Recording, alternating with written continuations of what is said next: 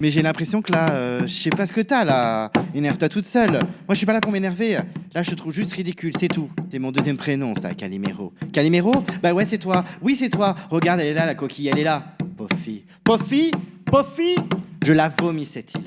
Je vomis cette humidité, je vomis ce temps, je vomis tout ça. Bon, ben on va commencer. Écoutez, merci à vous quatre d'être présents pour fêter la 100e interview, parce qu'effectivement, samedi dernier, c'était la 100e interview de candidat de koh parce que c'était Yves qui était en interview, donc une centième interview culte. J'espère que vous l'avez appréciée. En tout cas, voilà, c'était la 100e. Donc, pour fêter ça, et vu que c'est l'été, qu'il n'y a pas de koh en cours, je me suis dit, allez, on va fêter ça et on va un petit peu faire l'effet miroir, on va un peu changer les rôles. Effectivement, je me suis amusé à demander à quelques abonnés très fidèles, qu'on connaît très très bien, parce qu'ils ont fait plusieurs débats et autres quiz, puisque nous avons Anto, Zakou, Maxime et Polycrate avec nous. Et je leur ai demandé de travailler. Effectivement, je leur ai demandé de me poser des questions comme si j'étais un candidat qui n'a pas fait koh mais comme si j'étais voilà, au centre de l'interview. Donc, je vais essayer de répondre à toutes leurs questions sans filtre, même si peut-être qu'il y aura du montage et quelque chose, des moments coupés, on verra. Mais en tout cas, je vais essayer d'y répondre. Donc, je ne sais pas du tout ce qu'ils m'ont concocté. Donc, on va découvrir ça tous ensemble. Et du coup, je vais passer la main à Anto, parce que je ne suis pas l'intervieweur, je suis l'interviewé. Donc, let's go, c'est parti pour ce quiz, ce questionnaire, cet échange avec vous. Et je vais essayer d'être à fond dans les réponses et sans langue de bois. Anto, je te laisse la main. Bah déjà, merci beaucoup de nous avoir invités et félicitations pour ton palier des 100 interviews. Franchement, tu nous régales. Merci d'être là. Merci pour ce que tu fais pour la communauté koh. On est là pour célébrer ton anniversaire de la 100e. Tu as 100 ans, bravo. Et du coup, on t'a préparé chacun des questions sur un thème bien précis. Donc, Maxime aura plus des questions sur le personnel et professionnel. Ah oui. On a notre YouTuber attitré qui t'a posé des questions sur YouTube et le serveur. On a Monsieur Polycrate qui, lui, a préparé des questions sur le cinéma, les musiques et les séries. Ah, trop marrant. Et après, on a moi qui va un peu te faire bosser, ma fille, où je t'ai préparé des questions sur tes interviews de koh. Je me rappelle plus, il y en a 100. Tu as bien révisé. Et Ok. voilà. Ok, donc je commence. Donc moi, pour rappel, mon thème, c'est un peu ta vie privée, Clem, parce que je pense que voilà, tout le monde a envie d'en savoir plus sur qui tu es, sur Clément plutôt que Clem. Donc c'est l'occasion parfaite que tu nous proposes là avec cette 100e interview. Je vais commencer par une question assez soft de ce fait. Donc pour commencer, Clément, merci de décliner ton identité. Donc, quel âge as-tu? Où vis-tu? Et surtout, la question que se posent tous tes fans. Es-tu célibataire? Alors, du coup, je crois que j'en avais parlé dans mes foires aux questions, mais elle remonte. Donc, tu fais bien de reposer cette question. Donc, parce qu'il y avait plus d'une personne qui était curieuse. Et effectivement, alors moi, je vais avoir 37 ans. Enfin, j'ai 36 ans et je vais sur mes 37 ans. Ça n'apparaît pas, hein, clairement. Je suis incroyablement jeune. Pour anecdote, les candidats de koh à The Pact m'ont dit que j'avais 25 ans. Et il y a des témoins pour acquiescer. Et j'étais très content. J'étais en mode, ça me fait plaisir. Donc, effectivement, je vais sur mes 37 ans. Donc, ça ne fait pas plaisir parce que j'approche gentiment des 40 ans. Et j'aime pas vieillir. Voilà, je pense qu'on est tous un peu comme ça. Et sinon, je vis à Bordeaux. Bon, ça, on en parle souvent dans les interviews. Donc voilà, j'ai beaucoup vécu à Bordeaux. J'ai fait toute mon enfance. J'ai un petit peu vécu à Angers et à Nantes aussi. Angers pendant 4 ans, 3 ans, 4 ans, et Nantes un peu similaire pour les études, pour la vie perso, tout ça, machin. Et puis je suis retourné à Bordeaux depuis presque 8 ans. Donc voilà, et puis pour ma vie personnelle, ça aussi je crois que je l'avais dit dans les foros questions, mais c'est vrai que ceux qui ne suivent pas la chaîne depuis le début ne sont peut-être pas au courant, mais effectivement malgré le planning incroyable que j'ai avec toutes ces reviews, toutes ces interviews et tout, je suis en couple depuis très très très longtemps et je suis même marié. Oh. Donc voilà, désolé les fans, désolé la communauté, mais Clem n'est plus un cœur à prendre. Après, si certains candidats de koh veulent m'appeler, ça se discute. Tu restes open. Ok, du coup, je crois que c'est mon tour. Alors moi, mes questions portent plus sur le côté YouTube, hein, parce que nous, on n'en a rien à foutre de Clément. Nous, ce qu'on veut, c'est Clem Co. Qu'est-ce qui va se passer sur la chaîne? Qu'est-ce qui s'est passé? Et de potentielles anecdotes. Et pour cette première question, je voulais te demander, est-ce que tu avais beaucoup de candidats qui suivent ta chaîne? Et est-ce que tu as des retours particuliers de ces derniers la concernant? Alors, j'ai plein de retours différents. Alors, qui suivent ma chaîne officiellement, j'en sais rien. Alors, je sais qu'il y a des candidats que j'ai interviewés, Syl Florence ou Jessica de Caramoan et tout, qui se sont abonnés à ma chaîne suite à l'interview. Je sais que Valérie Dott aussi, ou d'autres candidats comme ça. Après, sur Instagram, il faudrait que je regarde, mais j'ai quand même pas mal d'aventuriers qui me suivent.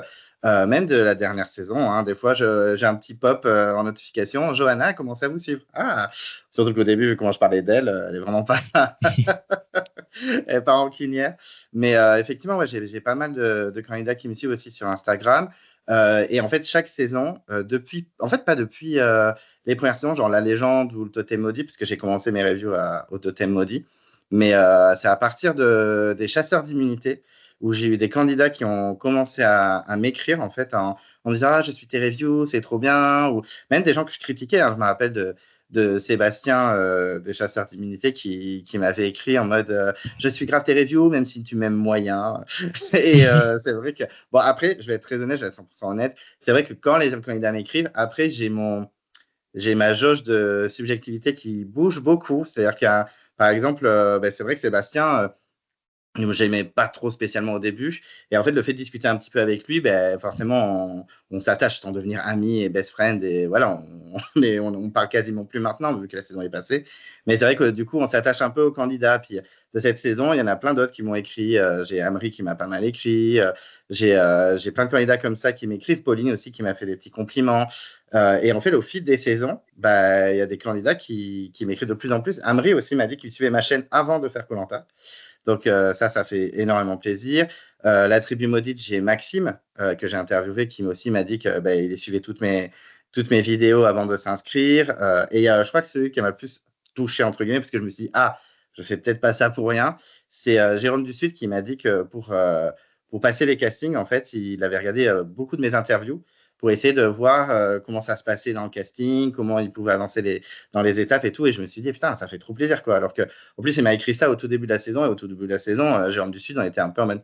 Donc, c'est vrai que ça fait vraiment plaisir. Johanna aussi m'a écrit cette saison. Pierre-Marie aussi énormément. Et puis, j'ai des gens qui m'ont pas forcément écrit, mais qui me suivent. Claire, on ne s'est jamais écrit, mais elle me suit. Maxime, que j'ai terminé à chaque review, il m'a suivi en plus récemment, à la fin de la saison. Donc, s'il a vraiment écouté toutes mes reviews, il est vraiment en mode bon, mais ça ne me dérange pas. Donc voilà, j'ai des anciens qui me suivent, hein, bien sûr, avec qui on s'écrit et tout. Puis il y a des gens, en plus, avec les rencontres que j'ai fait, forcément, il y a des liens qui se tissent, même si on n'est pas meilleurs amis, mais forcément, des Laurent Afri, Jean-Luc, avec qui je suis parti en Égypte, on a grave rigolé. Cyril, même si pour l'instant, pas d'interview, hein, malheureusement, mais on discute beaucoup, il est hyper sympa. Valérie, depuis l'interview, on en discute beaucoup. Donc, effectivement, il y a une petite. En tout cas, je pense qu'une majeure partie des aventuriers savent que j'existe. Donc, déjà, ça fait plaisir. Et oui, il y en a qui me suivent, il y en a qui me. Enfin, voilà. C'est assez marrant. Des fois, j'ai des messages. Des fois, j'ai des petits vocaux qui me boostent ou alors qui ont vu une interview et qu'ils sont en mode, c'est une blague, en fait, ce qu'il a dit. Donc, hop, ils m'envoient un petit vocal pour me dire non, ça s'est pas passé comme ça, nanana. Donc, des fois, c'est assez rigolo. Des fois, je me dis, c'est hyper bienveillant, c'est hyper sympa. Puis des fois, je suis un peu le Jeren Star de Koh-Lanta, donc c'est assez rigolo. Voilà. Comme quoi, Clemenco peut être utile parce qu'il permet à des candidats de se préparer pour les castings. Et on a l'exemple de Jérôme Sud qui a réussi à passer le casting peut-être grâce aux interviews, qui a pu mieux s'y préparer et qui est devenu un excellent candidat de l'émission. Exactement. C'est grâce à moi, en fait. Il me doit tout. Bon, de toute manière, après les questions gênantes de Maxime et les questions un peu odieuses de Yanis, moi, j'ai posé des questions sur tes passions, qui sont, il me semble, le cinéma les comédies musicales, enfin la musique, t'aimes bien la musique en général. Et après, si tu en as d'autres, par exemple, si tu es un adepte de la cuisine ou de la mécanique, on te saura bien de toute manière. Ok. Non. En gros, je vais te poser une question assez simple dès le début. D'où est-ce que ça devient ce goût pour le cinéma et les comédies musicales en général? Bah, alors, les coupables, c'est clairement mes parents. Depuis gamin, ils m'ont toujours montré des films. En plus, ils sont pas allés de main morte. Enfin, c'est surtout ma mère. C'est vrai que elle adore les comédies musicales, ma mère. Donc tout ce qui est West Side Story, Grise un peu moins, elle est un peu moins fan, mais genre La Mélodie du Bonheur et tout, je me suis tapé ce genre de trucs très rapidement. Et puis après, il y a eu Hustle un peu plus moderne dans les années 2000, tout ce qui est Chicago, Moulin Rouge, etc. Donc clairement, on en a fait bouffer. Donc je suis tombé dedans quand j'étais petit.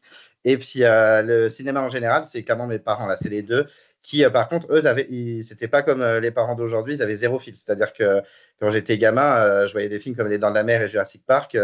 J'avais 4-5 ans, quoi. Donc, d'ailleurs, Jurassic Park, j'avais 6 ans quand je suis allé le voir au cinéma et quand la première sortie du premier en 94. Apparemment, j'ai été terrorisé, hein, merci mes parents. Mais maintenant, c'est un de mes films cultes, hein, Jurassic Park. Le 1, tout le reste, c'est poubelle. Mais en tout cas, voilà, c'est vrai qu'il y a ça. Je sais que, par exemple, Anthony est grave fan de Scream. Moi, mes parents, ils ont fait une soirée Halloween où on a regardé Scream et souviens-toi l'été dernier, j'avais 8 ans. Et c'est vrai que quand j'ai pris la cassette Scream avec marqué Interdit de 16 ans, je fais c'est un peu colère quand même. Je dis mais non, c'est des films, c'est pas la vraie vie. Ok. Donc voilà, donc c'est un peu comme ça que je suis tombé dedans. Voilà, après, t'aimes un genre, t'aimes un type. Moi, par exemple, j'ai vraiment une hystérie pour Tim Burton quand j'étais ado. Alors que maintenant, il fait des films, bon, voilà, il s'est un peu perdu. Mais c'est vrai que voilà, c'est vraiment les parents qui m'ont mis ça dans le biberon. Je pense que ça a joué, hein. Je trouve que ceux qui n'ont pas forcément de fibre artistique à la base, genre, il y a des parents qui n'ont rien à foutre. Par exemple, le père peut être fan de foot et la mère elle peut adorer la cuisine, par exemple, comme si c'est cité tout à l'heure, et pas forcément montrer des films, faire écouter de la musique, montrer des œuvres, etc. Et il y a des gens qui arrivent quand même à être passionnés sans avoir d'initiation à la base. Donc ça, je les félicite, hein, c'est vraiment ouf. Moi, j'ai baigné dans direct, donc que j'aime ou que j'aime pas, j'avais pas trop le choix. Donc voilà comment je suis tombé là-dedans. Et c'est vrai qu'après, j'en ai fait un peu ma passion. Tu vois, j'ai fait des études là-dedans. Bon, je travaille pas forcément dedans, c'est pour ça que j'ai fait une chaîne YouTube. Mais c'est vrai que c'était dès le départ, en fait. On m'a initié dès le départ. Ok, c'est un. En tout cas, tu as un rapport particulier au film d'horreur, hein. Je ne vais pas tout dévoiler là, mais.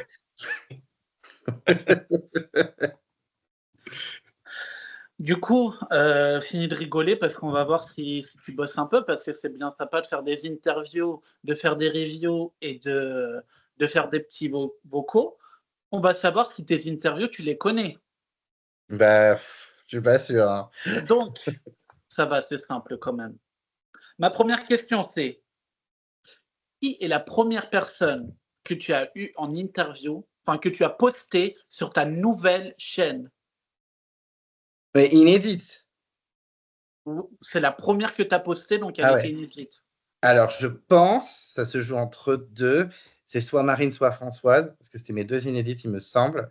Parce que je crois que la première non inédite, ça devait être Catherine ou Hélène, parce qu'elles avaient cartonné, très clairement. Je pense, j'irais Françoise.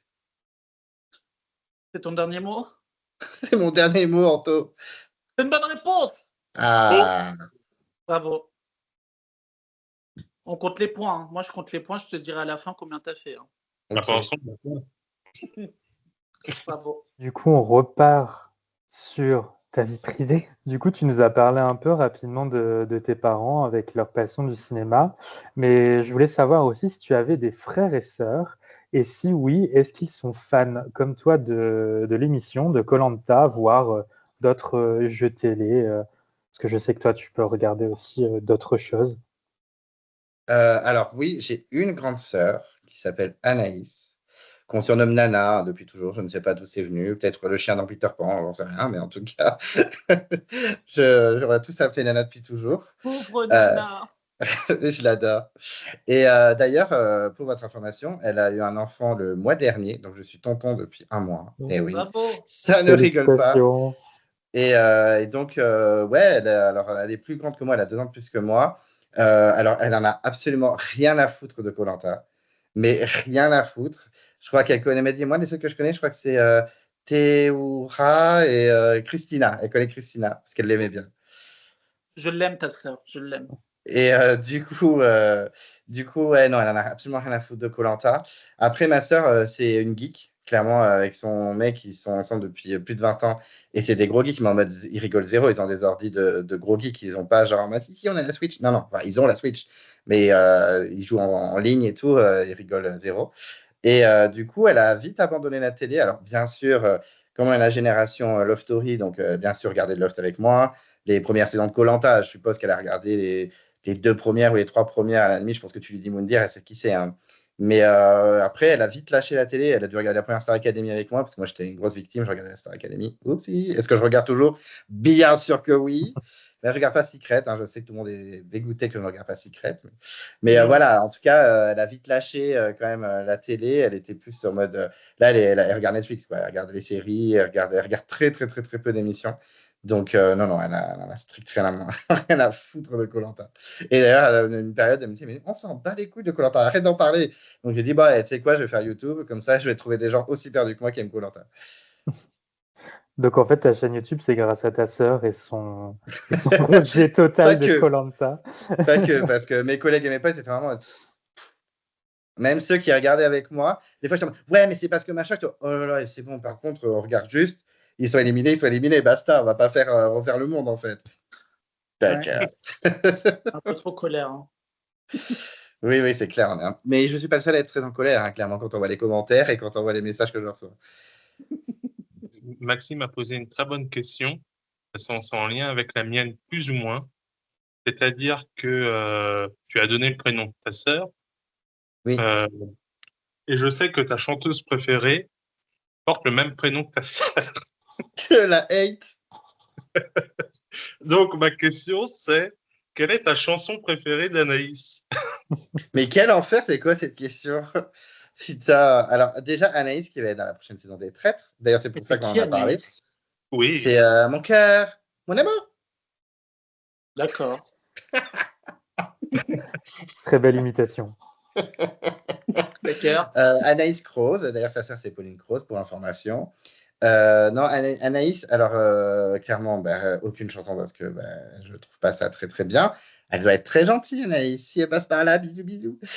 Mais non, alors j'ai pas de haine. En vrai, je pense qu'elle est même pas dans mon top 5 des pires chanteuses ever. Mais c'est vrai que bon, voilà, il y a des chansons. Et sa meilleure, il n'y en a vraiment aucune. Hein. Je pense que je choisirais Mon cœur, mon amour par dépit. Mais il y en a une qui s'appelle Je sais pas.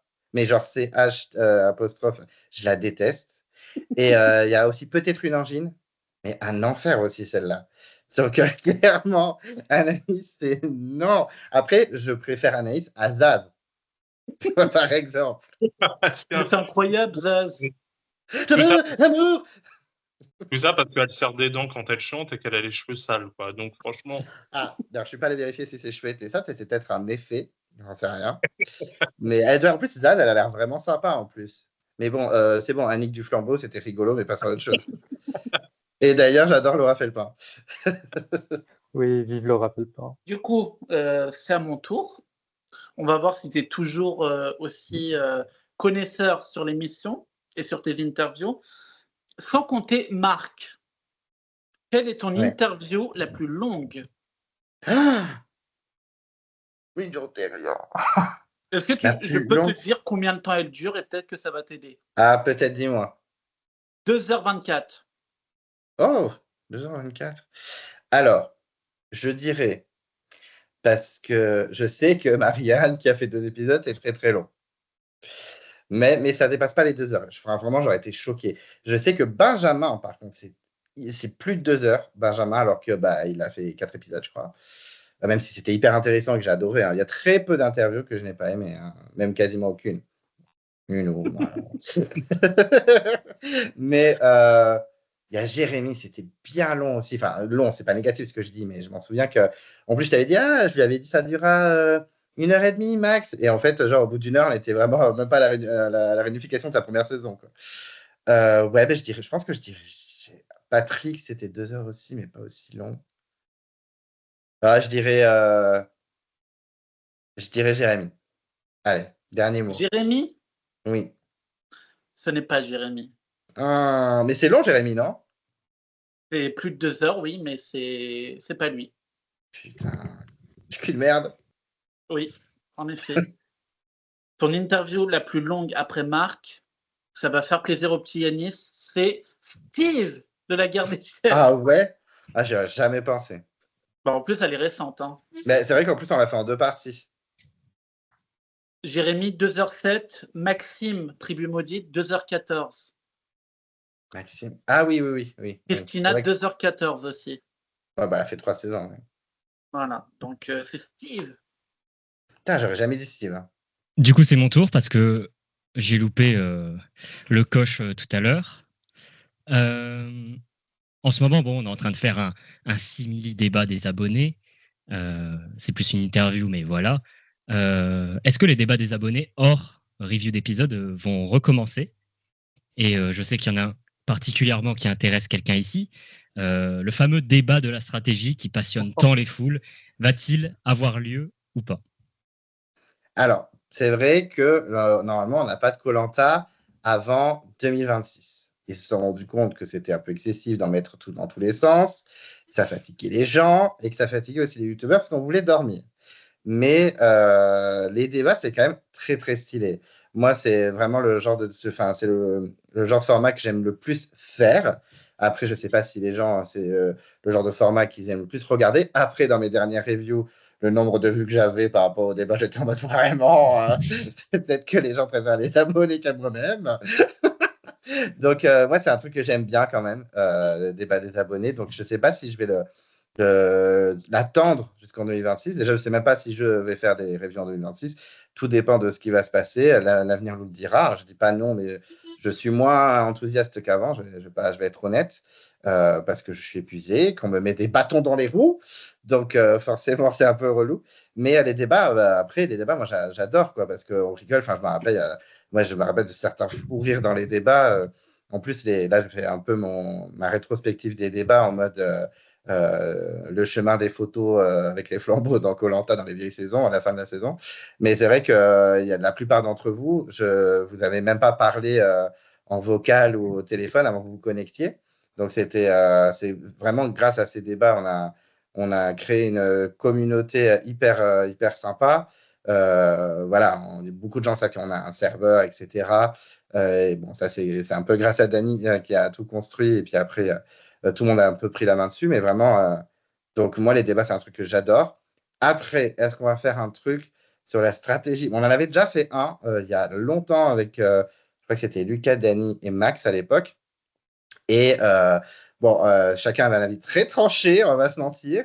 Donc, est-ce que je relancerai ça? Après, tout dépend du sujet, parce que la stratégie, c'est large. Comment on peut voir la stratégie? Voilà, c'est vrai que. Mais peut-être d'ici quelques semaines, voilà, d'ici 2026, on se relancera dans des débats et que la stratégie sera au centre de ce sujet.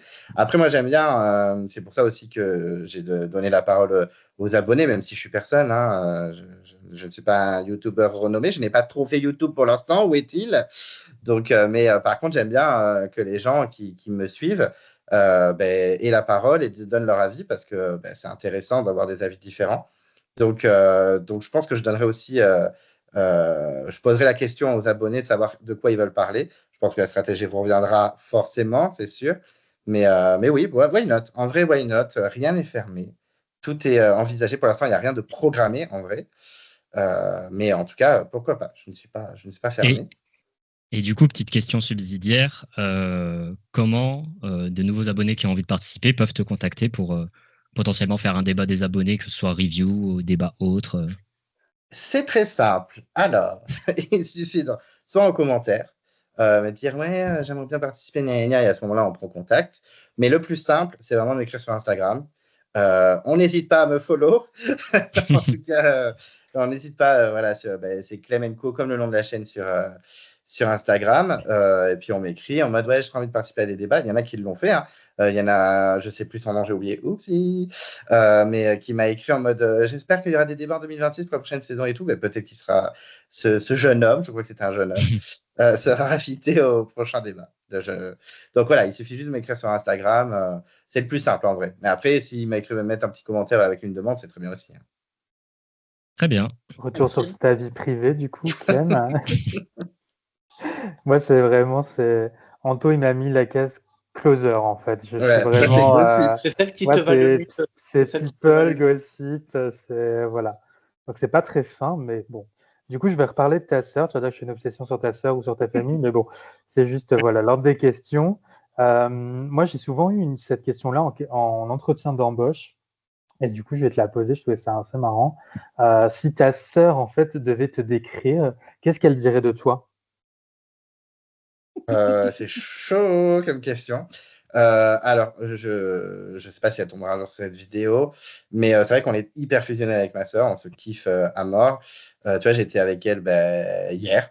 Hier, j'ai fait mon télétravail chez elle. Et effectivement, on est très fusionnels. Donc, je pense qu'elle me trouve drôle, clairement, parce qu'on se tape vraiment des barres, on rigole vraiment beaucoup ensemble. Bah, c'est vrai qu'on a à peine 2 ans de différence, donc on était tout le temps fous ensemble quand on était gamins, on regardait les mêmes trucs. C'est juste qu'après, bah, elle a fait sa vie, hein, elle a bien raison. Donc elle est partie, c'était différent, mais c'est vrai que voilà, on est hyper proches. Donc je pense qu'elle dirait que je suis drôle. Je pense qu'elle dirait que je suis fidèle, que je suis toujours attentionné. Je lui écris beaucoup pour savoir comment elle va, etc. Avant et après le bébé, hein. donc, euh, donc voilà, je pense qu'il y a ce côté-là. Enfin, c'est vrai que je fais attention à elle, je demande souvent comment elle va. Donc ouais, je pense qu'elle dirait ça, que je suis attentionné, que je suis drôle, que je suis très râleur aussi. Je pense qu'elle dirait ça parce que je râle beaucoup, parce que bah, ça, je l'ai pris de ma mère, je balance. Mais je suis une grosse diva. Donc, ouais, bah, c'est bon, pas besoin d'acquiescer, en fait, je vais péter un plomb. C'est vrai que je suis une grosse diva, donc bah, peut-être même un petit peu capricieux. Donc, je pense qu'elle dirait ça. En négatif, elle dirait ça, ouais, râleur, diva capricieux. Mais par contre, tu vois, je suis quelqu'un qui est toujours attentionné auprès d'elle, qui essaie de la faire rire. Tu vois, j'essaie de la faire bouger, etc. Donc, je pense elle dirait ça à peu près. Si elle dit pas ça, de toute façon, je la tabasse. Le message est passé, en tout cas. Du coup, je vais te reposer une question. Tu as parlé tout à l'heure du fait que les saisons n'arrêtaient pas de s'enchaîner et qu'il y avait un gros ras-le-bol de koh-Lanta. Tu as peut-être même évoqué durant tes reviews que tu faisais potentiellement pas la prochaine saison ou quoi que ce soit. Après, on a appris que la saison était finalement décalée, non pas en août, mais plutôt en début d'année 2026. Parle-nous de ce ras-le-bol des reviews et est-ce que tu comptes du coup en faire l'année prochaine pour la prochaine saison ou potentiellement reprendre All-Star ou je sais pas quoi. Ben, en effet, j'ai l'impression que ALP fait tout pour que je continue, en fait. Je sais pas, il va vraiment me dire mais non, t'inquiète, Clément, prends une pause, on revient plus tard. Et d'ailleurs, je tiens à préciser que Jérôme Dussud m'a demandé de continuer et de ne pas arrêter. Voilà, je le dis juste. Mais Jérôme Dussud, je t'aime. Et en tout cas, c'est vrai que là, moi, honnêtement, alors, c'est très chronophage, hein, je pense que tous les youtubeurs du monde le diront. Je sais que Zakou t'a fait des vidéos, Anto aussi t'a fait des vidéos. Sûrement que Maxime et Polycrate ont fait des travails similaires ou des projets similaires. C'est hyper chronophage en fait, parce que c'est vrai que au niveau du planning, ben, je regarde l'épisode. Donc déjà, pendant tout l'épisode, je suis en mode scribe.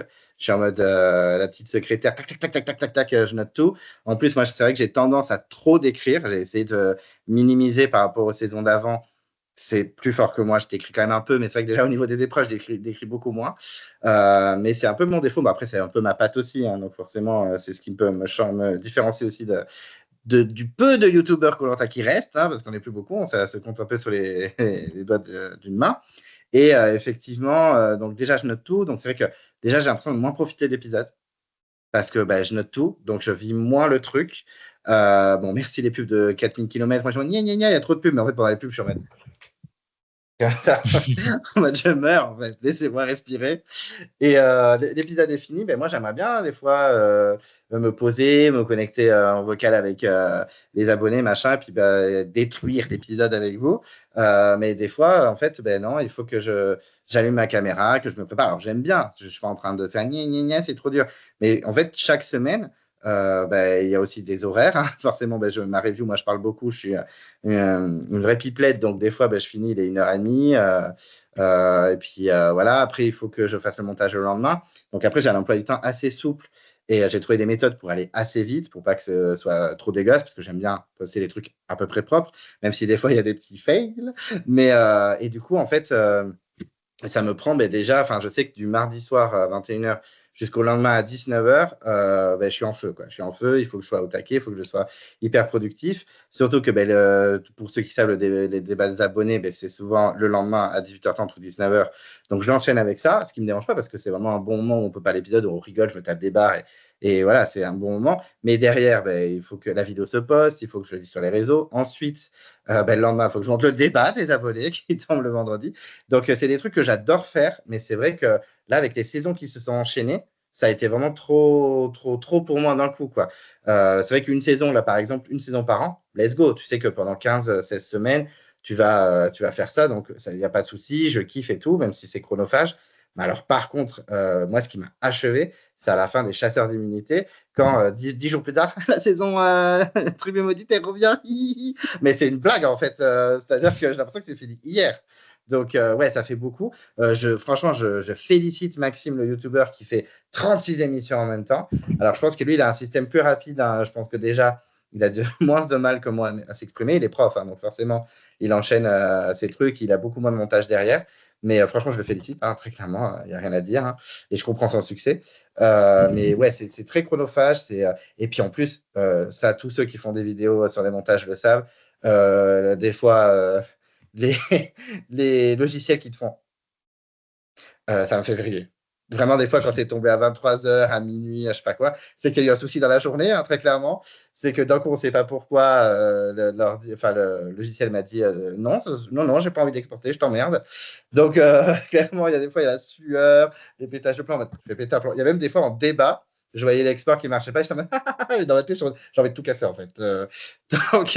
Donc ouais, ça reste du plaisir, mais la dernière saison, ça a été dur parce qu'il y a eu 3 saisons d'un coup qui sont enchaînées sans pause. Vraiment, je n'en pouvais plus. En plus, la fin de saison était vraiment... Donc, c'était un peu un enfer. En plus, la production... on a eu l'allocution de Macron et après, la production s'est mise à couper tous les épisodes en 2. Donc, la semaine finale, j'étais dans un van. Donc, ça a été un enfer. Alors, pour la petite anecdote, j'ai dû tout faire dans le van. Donc, j'ai regardé Koh-Lanta sur mon téléphone, mais avec mon réseau à moi. Et j'ai dû exporter les 2 vidéos, donc le débat des abonnés plus la review, avec mon téléphone. Et je me suis retrouvé comme en 2004, je n'avais plus de forfait. Voilà, je n'ai plus Internet, on fait comment? C'était un enfer, j'avais l'impression d'avoir 16 ans et d'être au lycée, quoi. Donc, heureusement, il y a eu une panne SFR, du coup, j'ai eu 100 gigas d'un coup, donc le timing était parfait. Mais c'est vrai que c'est pour ça aussi que toi, je parle de moi, mais en vrai, tous les autres youtubeurs, c'est pareil. Regardez, Pixit, il fait plus de vidéos sur les reviews. Yabé, il en fait, mais c'était plus ou moins régulier à une période. C'est parce qu'en fait, on donne tout et on kiffe le faire. Franchement, il n'y a aucun souci. Mais on nous met tellement de bâtons dans les roues, on nous enchaîne tellement avec les saisons, les machins, les bidules. Au bout d'un moment, tu as l'impression que tout le taf que tu fais, c'est dur, quoi. Enfin, franchement, quand tu n'as aucun soutien, je ne parle pas des abonnés, hein, bien sûr, mais quand tu n'as aucun soutien à côté et que tu taffes comme un con pour 0 €, hein, très clairement. Hein. Là, parce que des fois, il y a des pubs sur mes vidéos que je touche de l'argent. Et du coup, franchement, des fois, c'est un peu dur. Tu le fais par passion et moi, je regrette absolument pas cette chaîne parce que vraiment, j'ai rencontré des gens incroyables et je ne parle pas que des candidats, je parle surtout des abonnés. Donc, je ne regrette pas toutes les expériences que j'ai vécues et tout. Mais là, heureusement qu'il y a une grosse pause. Et franchement, c'est pour ça que je te dis, des fois, j'ai l'impression que la prod veut vraiment que je continue parce que je suis en mode, c'est terminé, j'en peux plus, je suis trop fatigué, machin. Mais en fait, il y a une pause, ça revient que février 2026. Et j'étais vraiment en mode, bon, ça me laisse 8 mois de réflexion maintenant. donc, ouais. Mais par contre, je n'ai pas envie d'arrêter la chaîne du tout. Hein. Mais les reviews, en plus, je comprends les dernières reviews que j'ai faites. Elles ont beaucoup moins marché parce que les gens, la saison, ça les gonfle.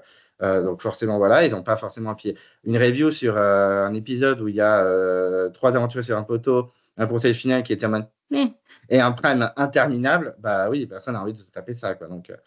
Donc oui, voilà, je pense qu'on est tous passés par là, tous youtubeurs que nous sommes. Et des fois, c'est un peu dur. Donc, mystère pour l'instant. Je ne sais pas encore si je vais reprendre, mais j'avoue que la grosse pause me fait douter maintenant, alors qu'avant c'était terminé, c'était tranché. Aussi, la passion, la passion. Très bien, très bien. C'était mon coup de gueule. Un beau coup de gueule. Du coup, retour aux questions hautement culturelles, contrairement aux trois autres. Moi, je m'occupe de cinéma, donc c'est culturel. Hein. Je suis pas comme Maxime à m'intéresser honteusement à ça. Bon, question assez simple sur le cinéma. Quelle est ton actrice et ton acteur préféré et surtout pourquoi? C'est tout confondu?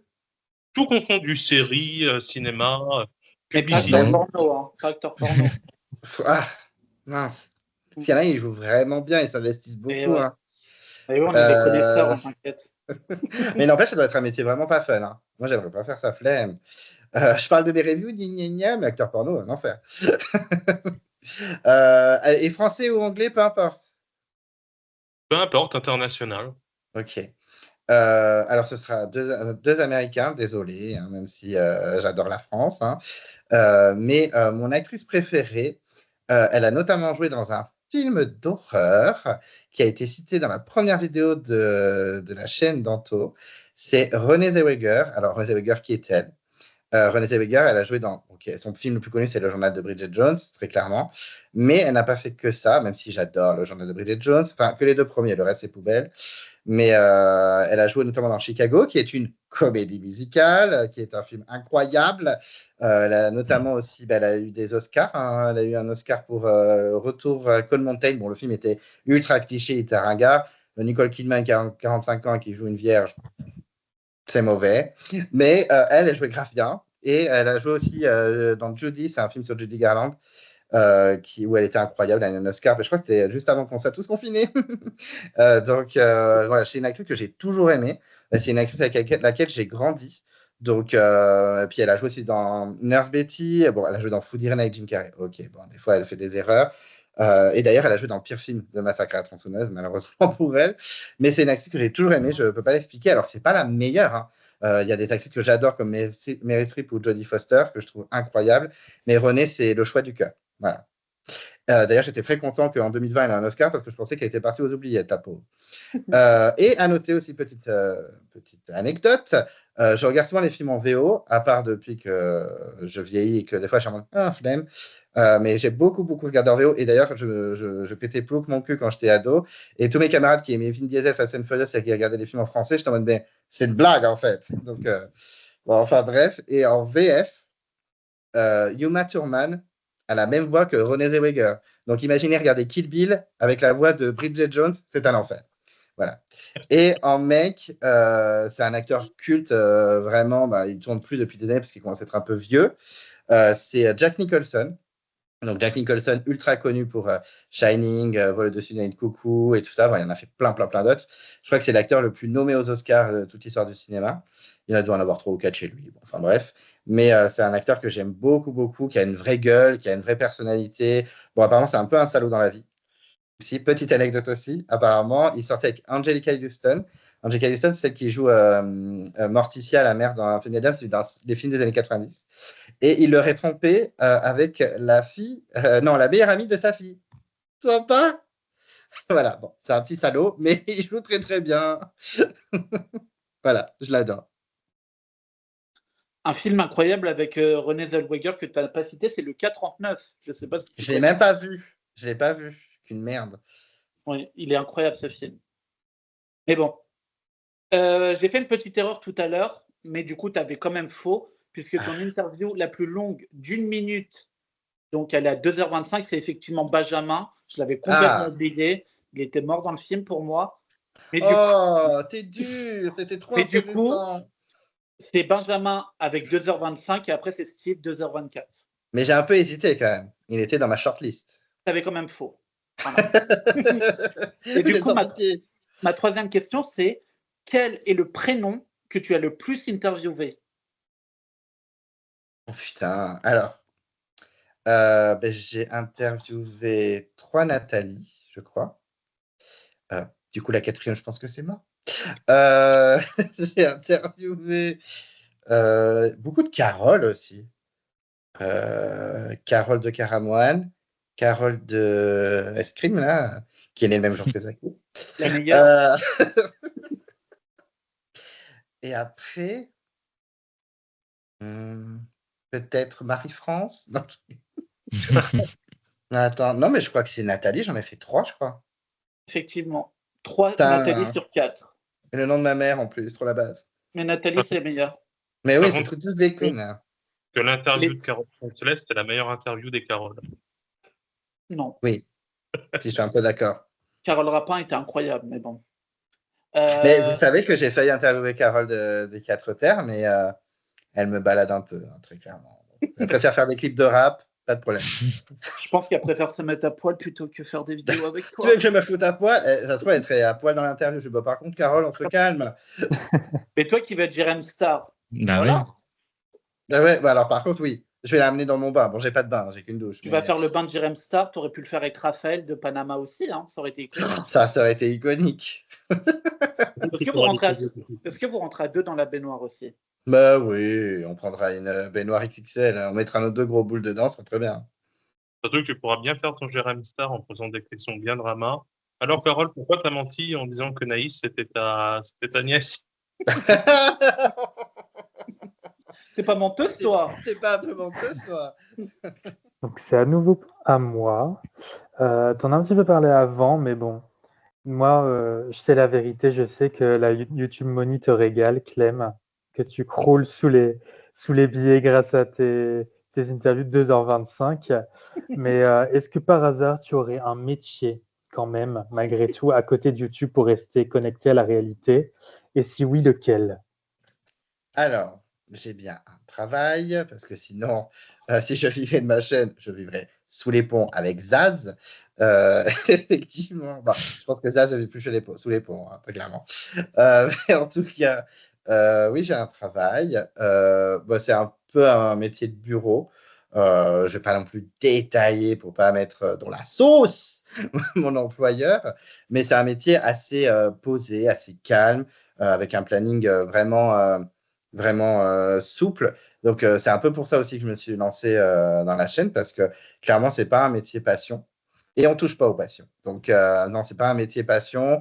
Mais après, je gagne très bien ma vie. Tu as dit que j'avais gagné 5 000 euros, je gagne pas 5 000 euros. Vous avez la ref ou pas? Je gagne bien plus, elle a dit dans l'interview. C'est la queen, c'est la reine. Mais en tout cas, non, après ça va, je ne suis pas payé au lance-pierre, mais c'est un métier voilà, qui ne me passionne pas spécialement. Je m'entends très bien avec mes collègues, ça se passe très bien. Voilà, je le vis très bien. Mais par contre, oui, je trouve que quand on n'a pas un métier passion, c'est bien d'avoir un truc à côté. C'est difficile voilà, de faire un métier qu'on n'aime pas et puis de rentrer chez soi et de se manger des petits Maltesers devant la Star Academy. Quoi. Pour moi, ceux qui font ça, c'est qu'ils ont un métier qu'ils adorent. J'ai une amie qui a été éducatrice spécialisée pendant des années. Elle ne s'appelle pas Naïs, elle ne s'appelle pas Brahma, elle ne s'appelle pas Félicie, mais c'est un métier passion. Elle adore ça toute la journée. Elle court à droite, à gauche. Elle est hyper engagée, machin. Mais par contre, le soir, c'est rideau fermé. Elle mange des Maltesers dans la Starac. Vraiment, c'est ça sa vie, quoi. Parce qu'elle a un métier passion tout au long de la journée. Moi, comme ça ne me passionne pas, c'est un peu pour ça que je suis tombé aussi dans le YouTube game. Donc voilà, mais c'est un métier vraiment pas très passionnant. Quoi. Je pense même que mes collègues, ils ne sont pas dit en entretien, ah, j'adore faire ça. Non, c'est un truc assez souple, sympa, mais c'est pas très passionnant. Voilà, j'en dirai pas plus en fait. J'aime bien laisser du mystère, c'est comme Mylène Farmer. Ok, donc le métier de Clemenco, c'est OnlyFans, on a tous retenu. Putain, mais oui, je ne serais pas en train de faire coucou tout le monde à 2h du matin après l'épisode de Koh-Lanta si j'avais un OnlyFans. Toutes les catégories sont appréciées. Hein. Tu penseras mettre le lien dans la bio pour qu'on puisse tes fans puissent aller T'abonner. checker. Hein. Vous allez voir mes pieds, vous allez voir, je vais avoir 0 fan. Hein. Déjà, quand on voit tes petites mains, on dirait les mains de Petit Biscuit. Donc, franchement. Petit Biscuit, Petit Biscuit, personnage ultra sous-coté dans Shrek, très clairement. Il devrait faire un film sur Petit Biscuit, ça sera un carton. Oui. Et deuxièmement, quand j'étais au lycée, on m'appelait Clanky Balls à cause de mes doigts. Je comprends. Mais que à cause de mes doigts, vous inquiétez pas. Du coup, on a parlé des reviews, On a parlé du débat des abonnés. Mais moi, il y a un type de vidéo que j'apprécie particulièrement sur la chaîne et qui pourtant a totalement disparu. Ce sont les tier lists et les tops. Du coup, ma question, Clem, sachant que tu n'as pas fait du tout toutes les saisons, la tier list de toutes les saisons, est-ce que les tier lists vont reprendre? Est-ce que des tops sont encore possibles? Voilà, moi, c'est un type de vidéo que je consomme plutôt bien, qui est facile à faire. En plus, ça se base sur des vieilles saisons, donc il n'y a pas du tout la notion de timing. Donc, est-ce que c'est un style de vidéo que tu pourrais être amené à refaire? Ou alors, pourquoi tu as décidé d'arrêter? Alors, la très bonne nouvelle, c'est que je n'ai absolument jamais décidé d'arrêter. Déjà, tout simplement parce que la production ne m'a pas laissé le temps d'en faire puisqu'elle a enchaîné les saisons et que pour ma santé mentale, je n'allais pas faire non plus 4 vidéos par semaine. Non, mais en plus, c'est un concept que j'adore, les tier lists, les tops, etc. Donc, je ne suis pas du tout fermé à en refaire. J'avais même pensé quand on me disait, vu que, étant donné que ça ne revient pas avant 2026, je m'étais dit peut-être que j'en ferais une par-ci, par-là. Effectivement, je n'ai absolument pas fait toutes les saisons. Il y a même, je pense que il y a beaucoup de saisons que j'ai pas faites. Et pour les tops, alors j'adore les tops. Hein, moi, vous demanderez à mes amis qui me connaissent depuis 20 ans. Moi, mes tops, c'est ma passion, très clairement. Donc, c'est juste que peut-être qu'il faudrait que j'ai un thème assez sympa pour faire les tops. Donc, je suis ouvert à toutes suggestions dans les commentaires. Mais c'est vrai que j'avais fait les tops gagnants, les top saisons, j'ai fait top finaliste, top first boot. J'avais adoré faire le top first boot. Vraiment, c'était drôle à la base. Parler des candidats un peu perdus dont tout le monde a oublié l'existence. Peut-être je peux faire un top, tu vois, ambassadeur, un top candidat sorti aux ambassadeurs, un top.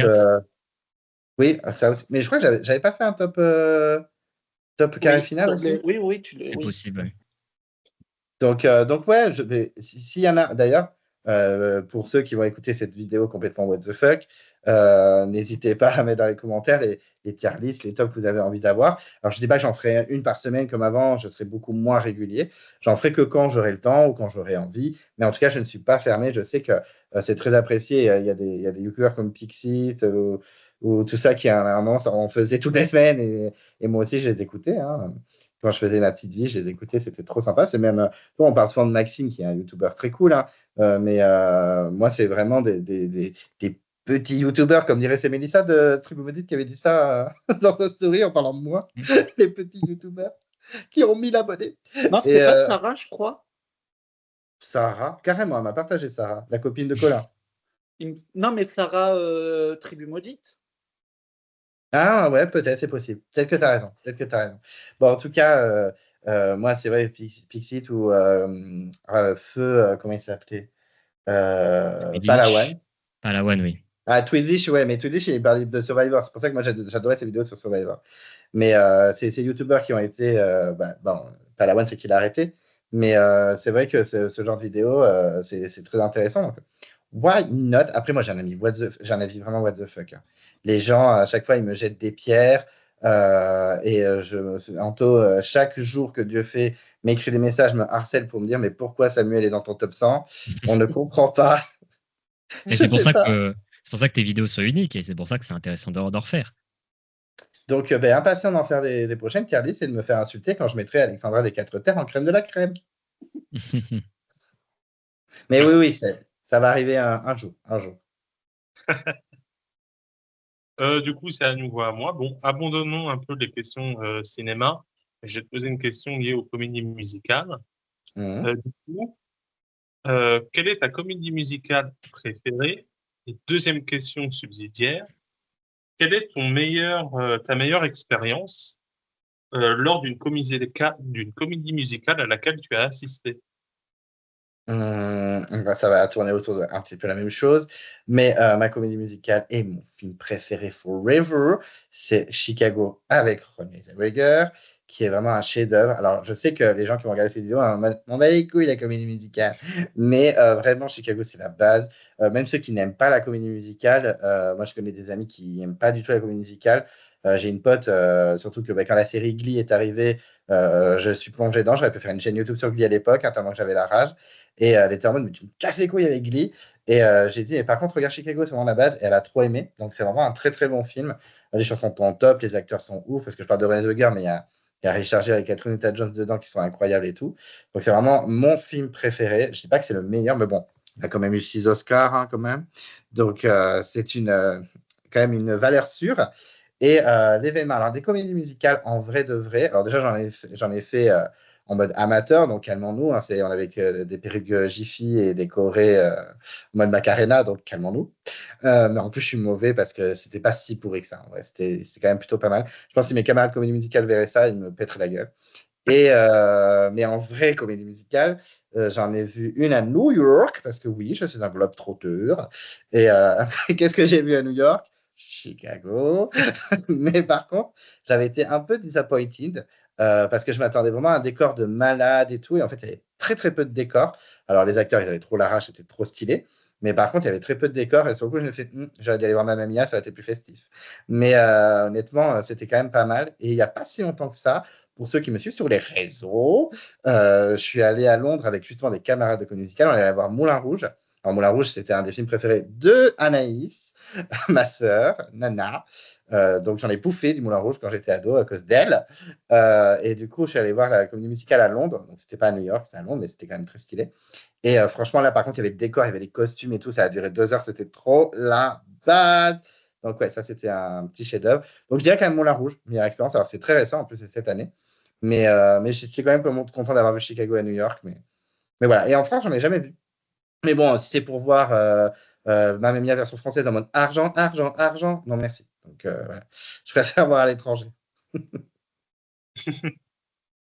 Du coup, tout à l'heure, on a parlé de ton interview la plus longue, mais est-ce que tu sais quelle est ton interview la plus courte?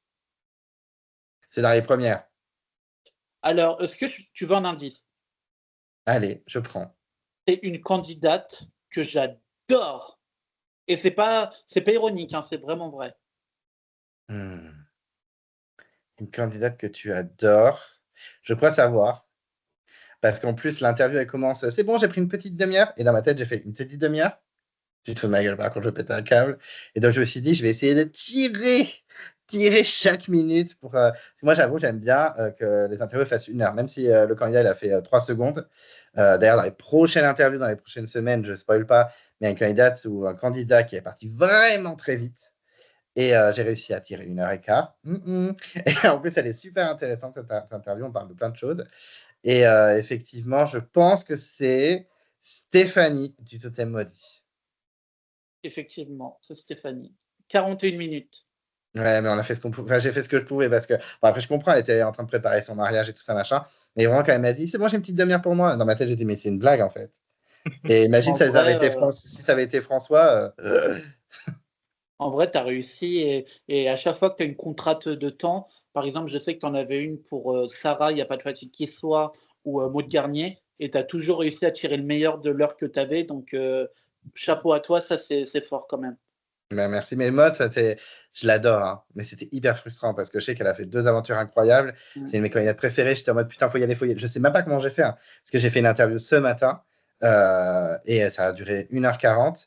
Et vraiment, quand on était, parce que c'est un candidat ou une candidate qui a fait 2 aventures, moi je tease, hein. Et vraiment, quand je voyais qu'on était à 1 h 10, qu'on n'avait pas fini sa première aventure, je me disais, ben, comment je faisais en fait avant, comment ça se passe. Donc ouais, c'est sport.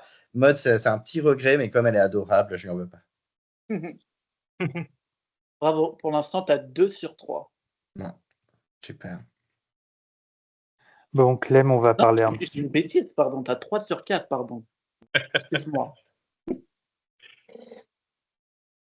Bon, Clem, on va parler un petit peu études quand même. Je sais que tu es une smart bitch, donc Je suis un petit cassos, hein.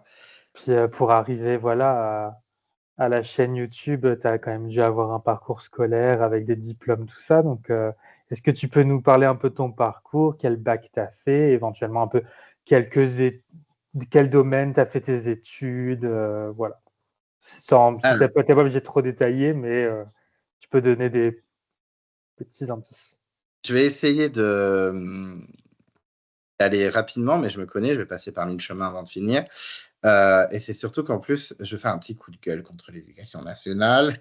Mais c'est vrai que bon, moi, déjà, le concept de l'école, quand j'étais même des fin primaire, début collège, j'étais vraiment en mode je comprends pas, je m'en fous. Et vraiment, mon père était très il faut faire des études pour réussir, etc. Il était de l'ancienne école. Donc, j'ai redoublé 2 fois, pas une, mais 2 fois. J'ai redoublé la 5e et j'ai redoublé la 3e parce qu'il voulait absolument que j'aille en général. Ce que j'ai fait au bout d'un moment, je fais bon, allez, je vais travailler pour lui faire plaisir. Donc, je suis allé en seconde générale. Puis en seconde générale, j'ai découvert la vie. Hein. Je ne vais pas vous épargner les détails, mais j'ai clairement découvert la vie. Donc, les études, j'en avais plus rien à foutre. Et là, au bout d'un moment, monsieur, vous ne pouvez pas aller en première. Hein, vu vos résultats, il faut partir quelque part. Hein, n'importe où, mais pas en première. Donc, du coup, j'ai fait un CAP qui ne doit absolument plus exister. Donc, j'ai quand même perdu 3 ans d'études. Mais bon, c'est pas grave. Zéro regret, j'ai beaucoup rigolé. Mais j'ai fait un CAP opérateur projectionniste de cinéma. Donc, en gros, c'était des petits cassos qui posaient les bobines dans les cabines pour diffuser les films.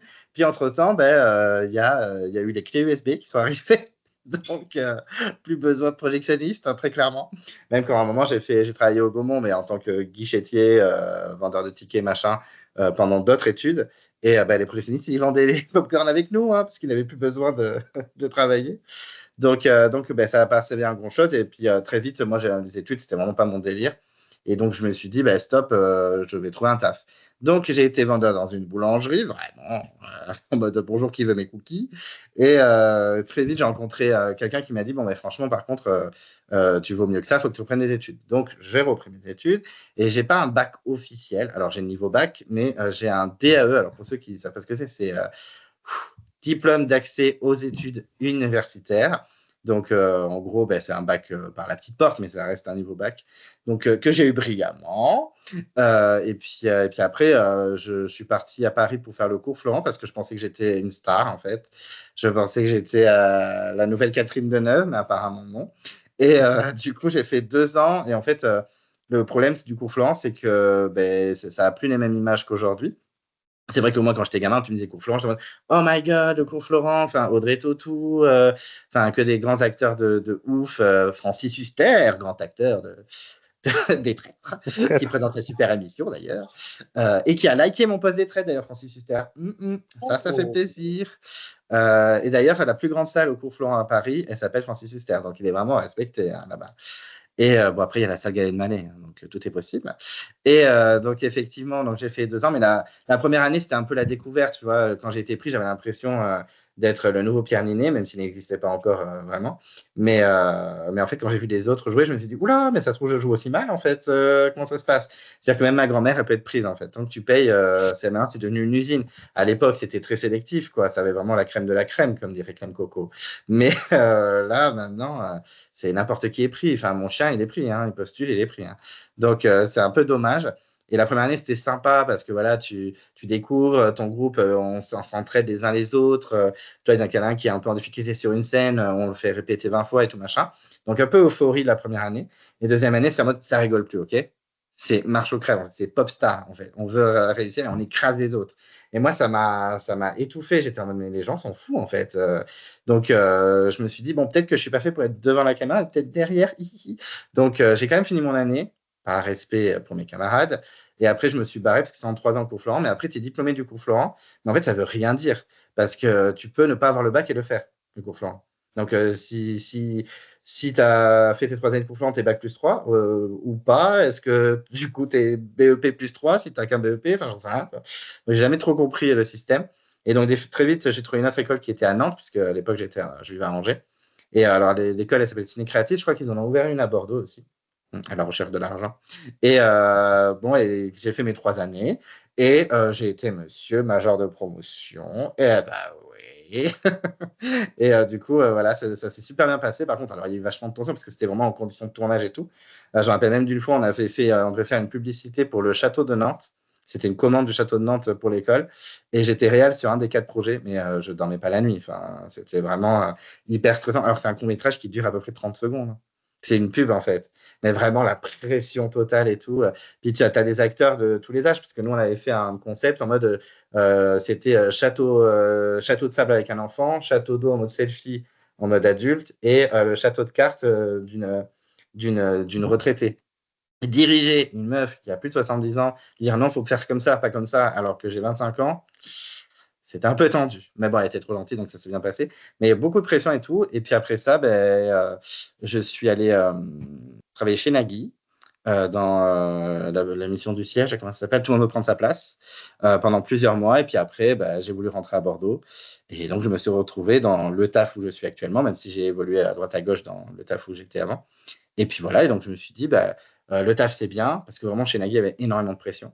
Donc le taf c'est bien, mais aussi la vie c'est encore mieux. Donc maintenant j'ai beaucoup plus de temps pour moi, pour mes projets, comme avec Flamenco. Et puis voilà.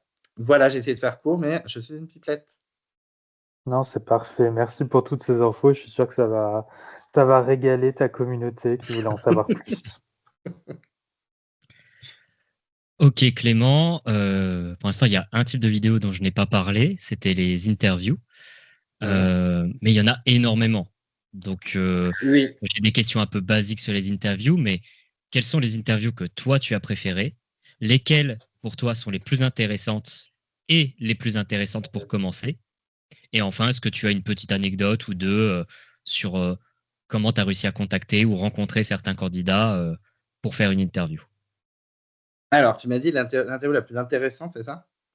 Celles que tu as préférées, les interviews que tu as préférées, celles qui pour toi sont les plus intéressantes et importantes à regarder, et celles qui pour toi sont bien pour commencer les interviews. Ça peut être les mêmes, hein, ça peut être les plus intéressantes.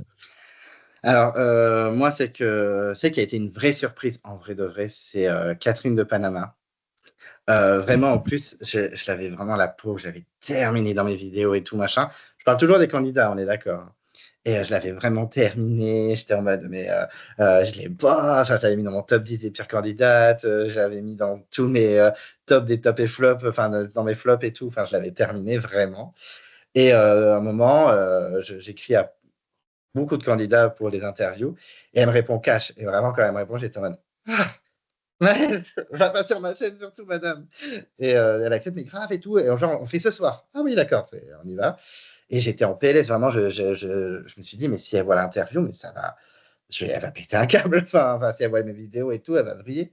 Et donc, elle s'est connectée. Putain, je me suis tapé des barres. Enfin, ça se voit dans la vidéo. Elle est iconique, cette interview. Vraiment, elle me fait mourir de rire. Voilà, vraiment, elle m'a fait mourir de rire. Quand elle s'est finie, je me rappelle avoir écrit à un pote en mode, putain, j'ai interviewé Catherine de Panama qui voyait un petit peu qui c'était. J'ai mes meilleures interviews ever, putain, je meurs et c'était trop marrant et tout machin. Donc, Catherine, vraiment, c'était un gros coup de cœur. On s'est beaucoup écrit après. Après, on s'est un peu perdu de vue. Le temps a fait son œuvre. Et puis, mais non, vraiment, ça a été une grosse surprise. Après, ma première, c'est vrai qu'Alexis, moi, c'est un candidat que j'adore. C'est un candidat sur lequel je me suis énormément identifié quand j'étais ado et que j'adorais, mais de malade et tout.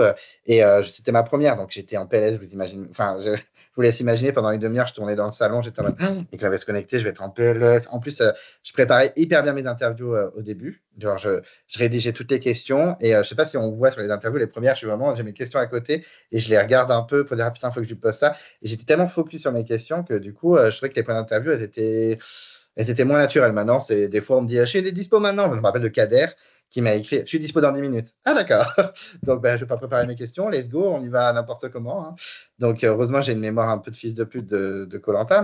Mais vraiment, Alexis, ouais, j'étais en panique totale avant qu'il se connecte. Et vraiment, quand j'ai entendu tout sur Teams, j'étais en mode. Bonjour Alexis, il faudrait que je la revoie. Alexis, est-ce que tu me vois? Est-ce que tu m'entends? Avant qu'elle s'est connectée. Déjà, je trouvais qu'elle est très très bien vieillie. Et j'étais en mode bonjour. Et puis quand il parlait, j'étais en train de parler à Alexis de Koh-Lanta, en fait, j'ai envie de crever. Donc celle-là, elle m'a marqué pour ça. Bon, j'ai adoré faire celle de mode, hein, même si on a dit tout à l'heure qu'elle était courte. Alors Marc, c'était assez hallucinant. Alors je sais, le son il est pourri, la musique c'est insupportable. Mais au montage, la musique n'était pas insupportable. Hein. Bon, enfin bref, je sais qu'il y a des plaintes qui sont justifiées, hein, mais bon, je peux rien y faire, oupsie. Et je peux pas, de toute façon, je peux pas remonter, je n'ai plus les rushs. Mais c'était assez hallucinant de la voir. Et en fait, Marc, c'était à la fois hallucinant et à la fois hyper frustrant. Parce qu'en fait, il était en train de faire son tour du monde en bateau, machin. Donc, il était dispo, pas tout le temps. Et des fois, enfin, moi, je me rappelle quand on a commencé l'interview, vraiment, quand il me dit, bon, on va s'arrêter là et puis on fait ça plus tard. C'est une blague. Non, on fait tout d'un coup, en fait.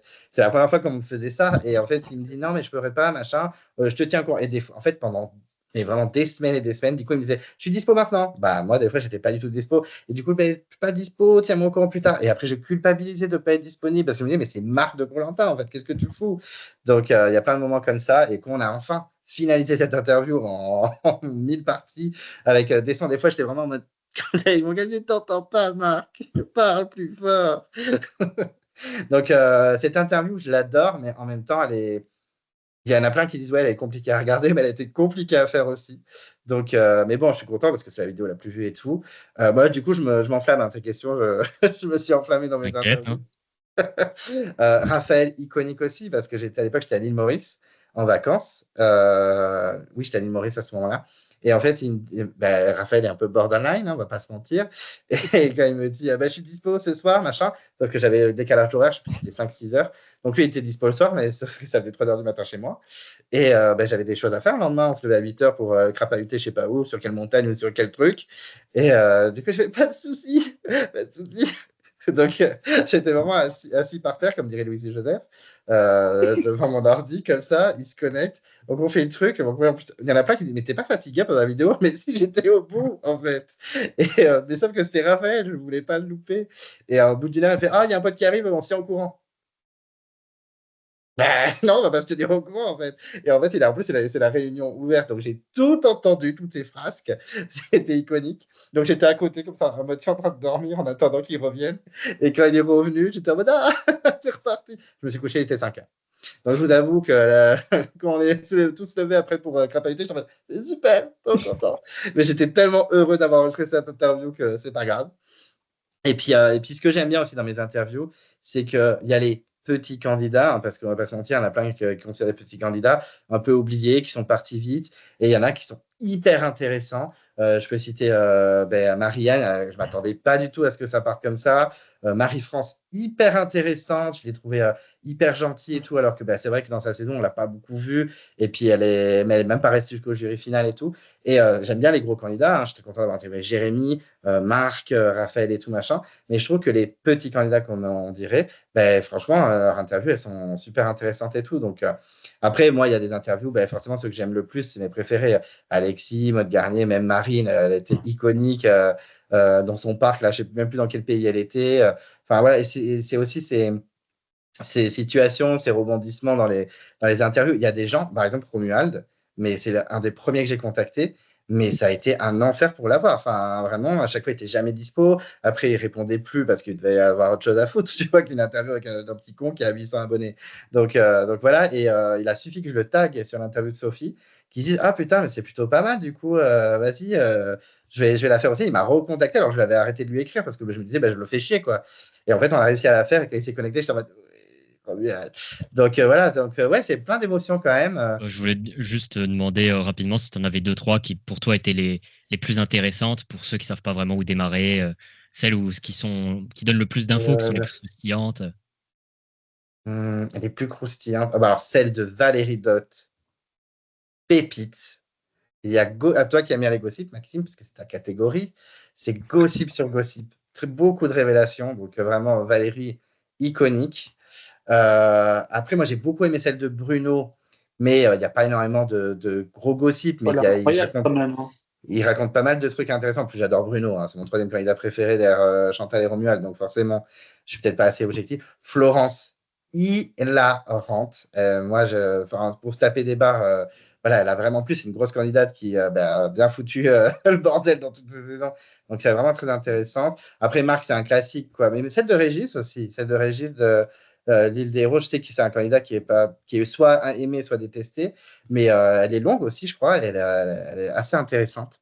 Donc voilà, puis j'en oublie plein. Hein. Marine me fait rire, qui c'est qu'il y a d'autres même Laurence, hein, Laurence, pourtant, elle aussi, je l'ai beaucoup terminé dans mes reviews, tout ça. Son interview est vraiment sympa. En vrai, il y a très, très peu d'interviews, je me suis dit, pas ouf. Donc, une pour commencer, faites Valérie Dott. Vraiment, c'est plus gossip. En plus, c'est une saison bordel. Donc, franchement, la première, ça donne envie de regarder les autres, je pense, Valérie Dott. Et je crois que j'ai répondu à tout. Oui, c'est bon, t'inquiète. Qu'est-ce qu'il est bavard, punaise. Ah oui, juste, si tu m'as demandé comment je contactais les candidats ou tout ça, c'est surtout sur Instagram, un peu sur Facebook, et surtout grâce à Anto qui m'a appelé 1 milliard de candidats. Et sans lui, je n'aurais pas eu autant de candidats parce que j'ai beaucoup d'interviews qui arrivent. Et si, Anto, ne fais pas gna. Oui, c'est moi qui fais les interviews. Tu as fait 80 avant moi, arrête. Oui, sauf que j'en aurais peut-être pas autant grâce à toi. Donc, je tenais quand même à rendre à César ce qui appartient à César. Merci. C'est à nouveau à moi. Après, c'est détails croustillants sur les interviews.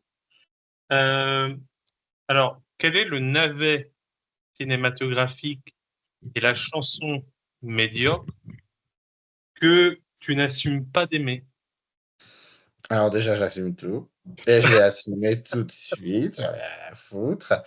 Alors, le navet. Alors, après, ce sera la génération 80-90 qui vont connaître parce qu'ils vont faire Nick, mais moi, le film mauvais mais nul à chier, hein, clairement, c'est une grosse film que j'adore. Je pense qu'il n'y a pas beaucoup d'entre vous qui savent que ça existe. C'est le film des Spice Girls. Le film des Spice Girls, elles ont fait un film en 97, je sais pas, 98, je sais plus, qui s'appelle Spice World, mais c'est une masterclass. C'est-à-dire que c'est hilarant. Et il faut le regarder en français parce que c'est très mal doublé. Parce qu'en anglais, on dirait qu'elle joue bien, donc c'est insupportable. Mais vraiment, c'est hyper drôle. Bon, après, moi, j'aimais beaucoup les Spice Girls quand j'étais petit. Mais vraiment, ma mère m'avait amené au cinéma le voir, hein. Mais j'étais en feu dans la salle. Et vraiment, je l'ai revu ado. J'ai dit, mais c'est nul à chier. Les répliques sont mauvaises. Ça n'a pas de sens. Mais en même temps, on ne sait pas trop si c'est assumé ou si c'est pas assumé. Donc, c'est vraiment un humour assez. Un peu un humour anglais quand même, hein. Mais c'est mauvais, clairement. Et pour l'anecdote, ils ont eu des Rési. Alors, les Rési Awards, c'est l'inverse des Oscars. C'est les pires films, les pires actrices et tout ça, machin. Notamment, Ali Berry pour Catwoman était venu le chercher le prix, ce qui est assez rare. Et donc, elle avait fait style, je suis trop contente, merci. Alors que bon, elle avait quand même pire actrice, hein. Et les Spice Girls ont tout eu. Ont eu pire film, pire actrice. Donc, voilà, ça, c'est mon avis. Mais après, les jeunes générations vont dire c'est quoi? Mais dites-vous que c'est les Blackpink version anglaise. Voilà. Et après, la chanson. Alors, il y a beaucoup de chansons de merde que j'aime quand même, hein. J'ai vraiment un petit cassos. Mais après, c'est des chansons de ma génération. Après, ça m'est déjà arrivé de bouger mon boule sur la Moulaga et sur du Aya Nakamura. Mais non, moi, mon guilty pleasure de ma jeunesse, c'est une chanteuse qui est un peu morte dans le film, hein, même si je l'aime beaucoup, qui est dans les Stars 80-90 et qui a quand même gagné Mask Singer en pingouin. Je parle donc de La Rousseau, Tu m'oublieras. Clairement, c'est cultissime, j'adore, c'est la base, c'est un classique des années 90. Et elle est sous-cotée, d'ailleurs, La Rousseau, vocalement, hein, clairement. Quand elle était en manchot, tout le monde pleurait. Et une fois qu'elle a été révélée, personne ne l'a signée. Donc, bande de salauds, signez-moi La Rousseau. Voilà.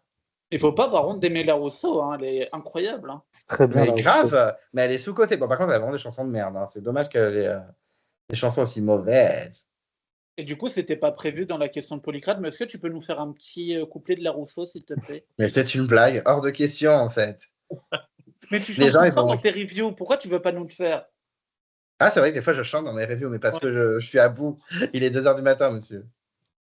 Donc tu veux pas, tu nous refuses. Non. Bah, Les gens vont quitter la vidéo. Et du coup, parce que c'est plus ou moins en rapport, mais je vais te poser vite une petite question, parce que là, tu nous as parlé de ta chanson vraiment enfin, un peu médiocre, que tu aimes bien La Rousseau. Même, je sais que tu viens de le dire, tu adores La Rousseau. Mais du coup, là, c'est deux chanteuses vraiment que tu aimes bien. Et je veux savoir laquelle que tu préfères. C'est des poufs, hein. C'est des poufs. Non, c'est pas une connerie, je t'assure que c'est pas une connerie. Ouais. C'est pas Anaïs. Oh putain. Alors, entre la reine de la pop et la princesse de la pop, c'est-à-dire Madonna ou Britney Spears? Bah, à ton avis, moi j'adore les deux. Tu vois, c'est des poufs quand même, hein. Moi j'aime bien écouter les poufs. Alors, ce sera Queen Britney. Même pas une seule hésitation, en fait.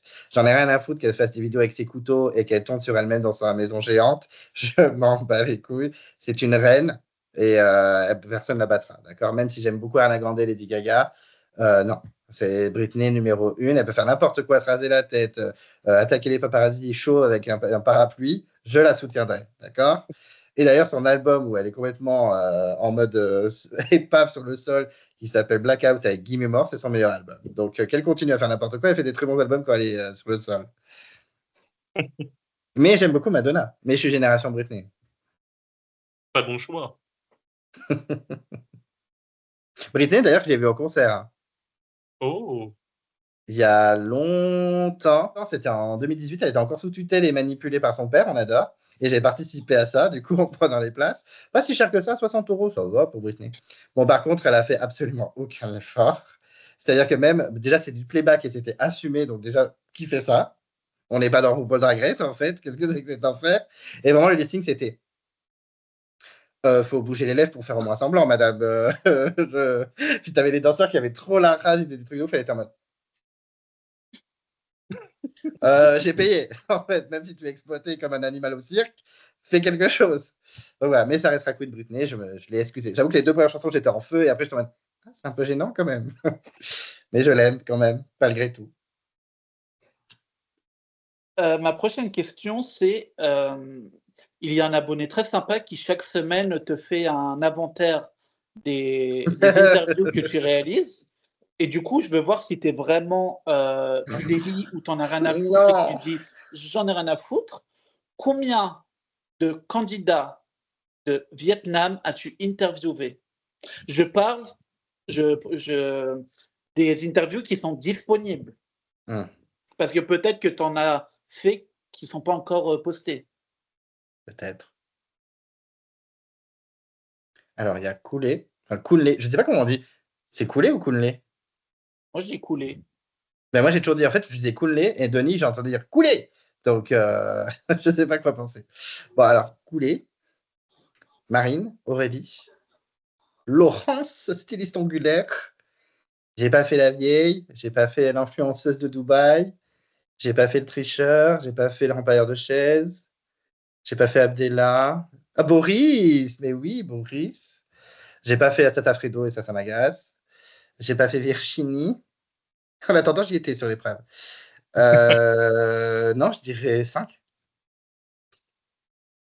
Oui. Ah. Mais je vais oublier Boris. Alors que tu as envie. Envie de quoi? De manger son zizi au tentateur? Je ne dirais rien. J'ai oublié qu'on n'est pas en vocal, je ne peux pas tout dire ici. Oupsie, est-ce que je vais couper? Peut-être. Pense, oui. Bravo, c'était bien 5. Donc pour l'instant, tu n'as qu'une erreur. Ah, mais elle Très était bien. perfide ta question. Non, c'était facile. Bon, Clem, on sait que tu es un globe-trotteur, tu aimes bien voyager, tout ça. Est-ce que tu peux nous dire quels sont les pays que tu as visités et quel est ton coup de cœur voyage? Il faut que je cite tous les pays. Tout. Putain, c'est un peu colère. Putain, Antoine, un peu de plus. Alors, j'avoue que j'aime beaucoup visiter. Alors, j'ai pas fait le tour du monde, calmons-nous. Mais je vais essayer d'aller vite. Alors, en Europe, du coup, j'ai fait la France, le Royaume-Uni, l'Irlande, le Portugal, l'Espagne. J'essaie de voir la carte dans ma tête. L'Italie, la Suisse, merci Nadine. La Suisse, la Belgique, Amélie Noten, tout ça. La Pologne, où je suis allé voir Pink en concert en Pologne. C'était pas pour moi, j'ai accompagné une pote. Je suis jamais allé en Allemagne, par contre, à part à la frontière Baden-Baden, mais ça ne compte pas. Je suis allé au Cercle polaire en Norvège, c'était très bien. Je suis allé en Croatie, très très bien la Croatie. Tout le monde me dit que c'est bien, et effectivement, c'est très très bien. Je suis allé en Autriche, pas très intéressant. Je suis allé où en Europe? J'ai fait la Grèce, j'ai fait Malte. Et je crois que c'est tout. Je réfléchis, mais l'Italie, j'ai déjà dit, je crois, plusieurs fois. Après, en haut, j'ai fait juste les États-Unis plusieurs fois. Los Angeles, New York, Washington, Miami. J'ai fait les Bahamas, très stylé les Bahamas avec les cochons dans l'eau. Tata Fredo les a vus aussi dans les anges. Elle est allée aux Bahamas faire coucou aux cochons. Je suis allé au Mexique, à Cancun, pour faire la fête. Amérique latine, j'ai rien fait, rien du tout. Ouais, ça m'intéresse pas. Et après, j'ai fait Maroc, Tunisie, Égypte avec Laurent Afri. Après, en Asie, j'ai fait le Vietnam. Je n'ai pas vu Philippe Lambert de Chaise. J'ai fait Cambodge, il n'y a pas longtemps. J'ai fait l'Indonésie. La Chine, mais la Chine, j'ai fait 48 heures. En fait, c'est parce que je partais en Australie et j'avais 24 heures d'escale à l'aller, 24 heures d'escale au retour. Donc, on a profité pour sortir dans le pays. Et du coup, à l'aller, j'ai vu la cité impériale et au retour, j'ai vu l'Amérique de Chine. Hop, ça dégage. J'ai vu la Chine. Ciao, bisous. Voilà. J'ai vu donc du coup l'Australie, la Nouvelle-Zélande et la Tasmanie dans ce voyage-là. Du coup, mon dernier voyage de début d'année, j'ai fait la Micronésie, Palau, les îles Mariannes et du coup le Cambodge. L'Indonésie, je suis allé à Bali. Je suis allé à l'île Maurice et à l'île Rodrigue. D'ailleurs, l'île Rodrigue, c'est meilleur que l'île Maurice.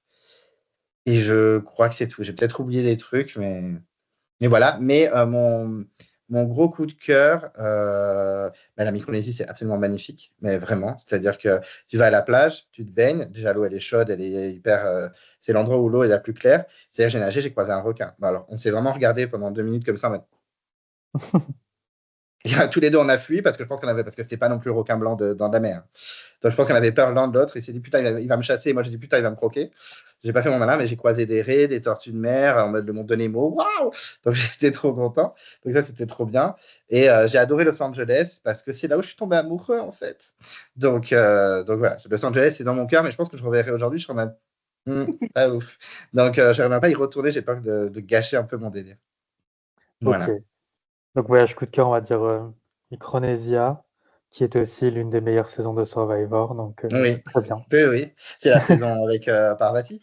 Ouais, fan Ouais. versus favorite. Très bien. En tout cas, Génial. super l'écologie, quoi, bravo. Ouais, Ouais, alors par contre, t'as un le bilan dernier carbone voyage, catastrophique là. le bilan carbone, putain, on a pris, je sais pas combien d'avions, je crois qu'on a pris 11 avions en tout.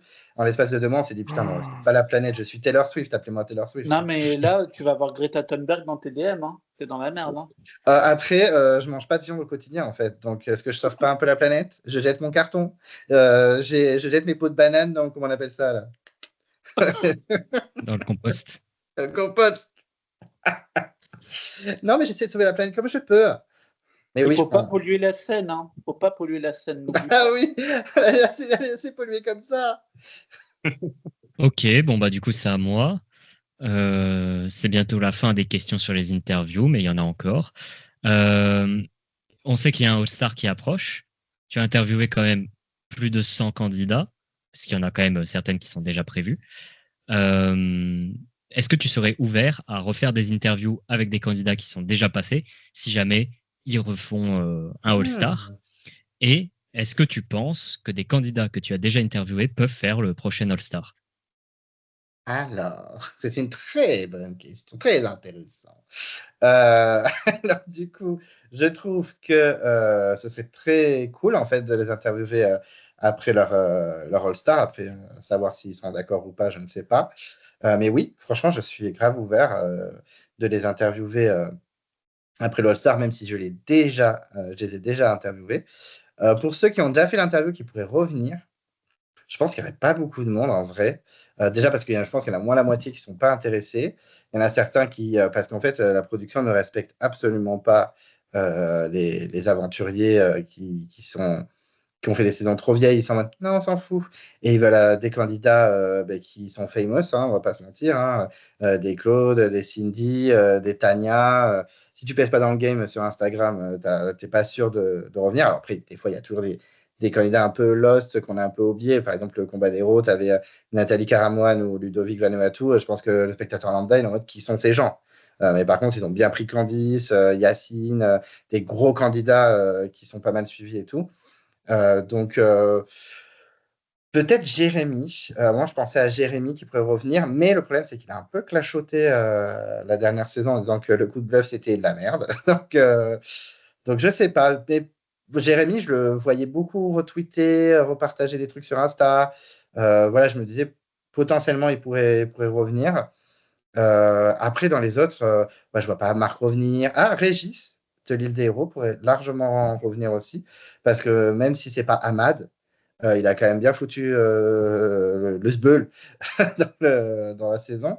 Et voilà, il a été interviewé par Jalen Star. Je veux dire, au bout d'un moment, non, je serais pas choqué qu'il revienne. Régis. Je sais pas si Thibaut pourrait revenir, mais moi, je pense que de la saison par exemple, saison récente, j'ai interviewé que des gens qui ne reviendront pas, style Cécile, même si je l'adore, je pense qu'elle ne reviendra jamais. La prod est en mode on s'en fout. Ils reprendront plus une Cassandre, par exemple, ou une Sarah. Maxime, je pense que la prod est en mode no way. Qui c'est que j'ai interviewé d'autres? Thibaut, Sophia. même si c'est Sophia, elle a dit que ça l'intéressait pas, clairement, dans l'interview. Et Thibaut, Maxime l'a déjà dit plusieurs fois que c'était le pire gagnant ever. Donc, je pense que la prod, serait pas. S'il y avait une saison spéciale gagnant, il serait prêt à le reprendre, mais je ne le vois pas revenir forcément. Ils n'ont pas Et beaucoup même d'options. des chasses. T'as dit quoi?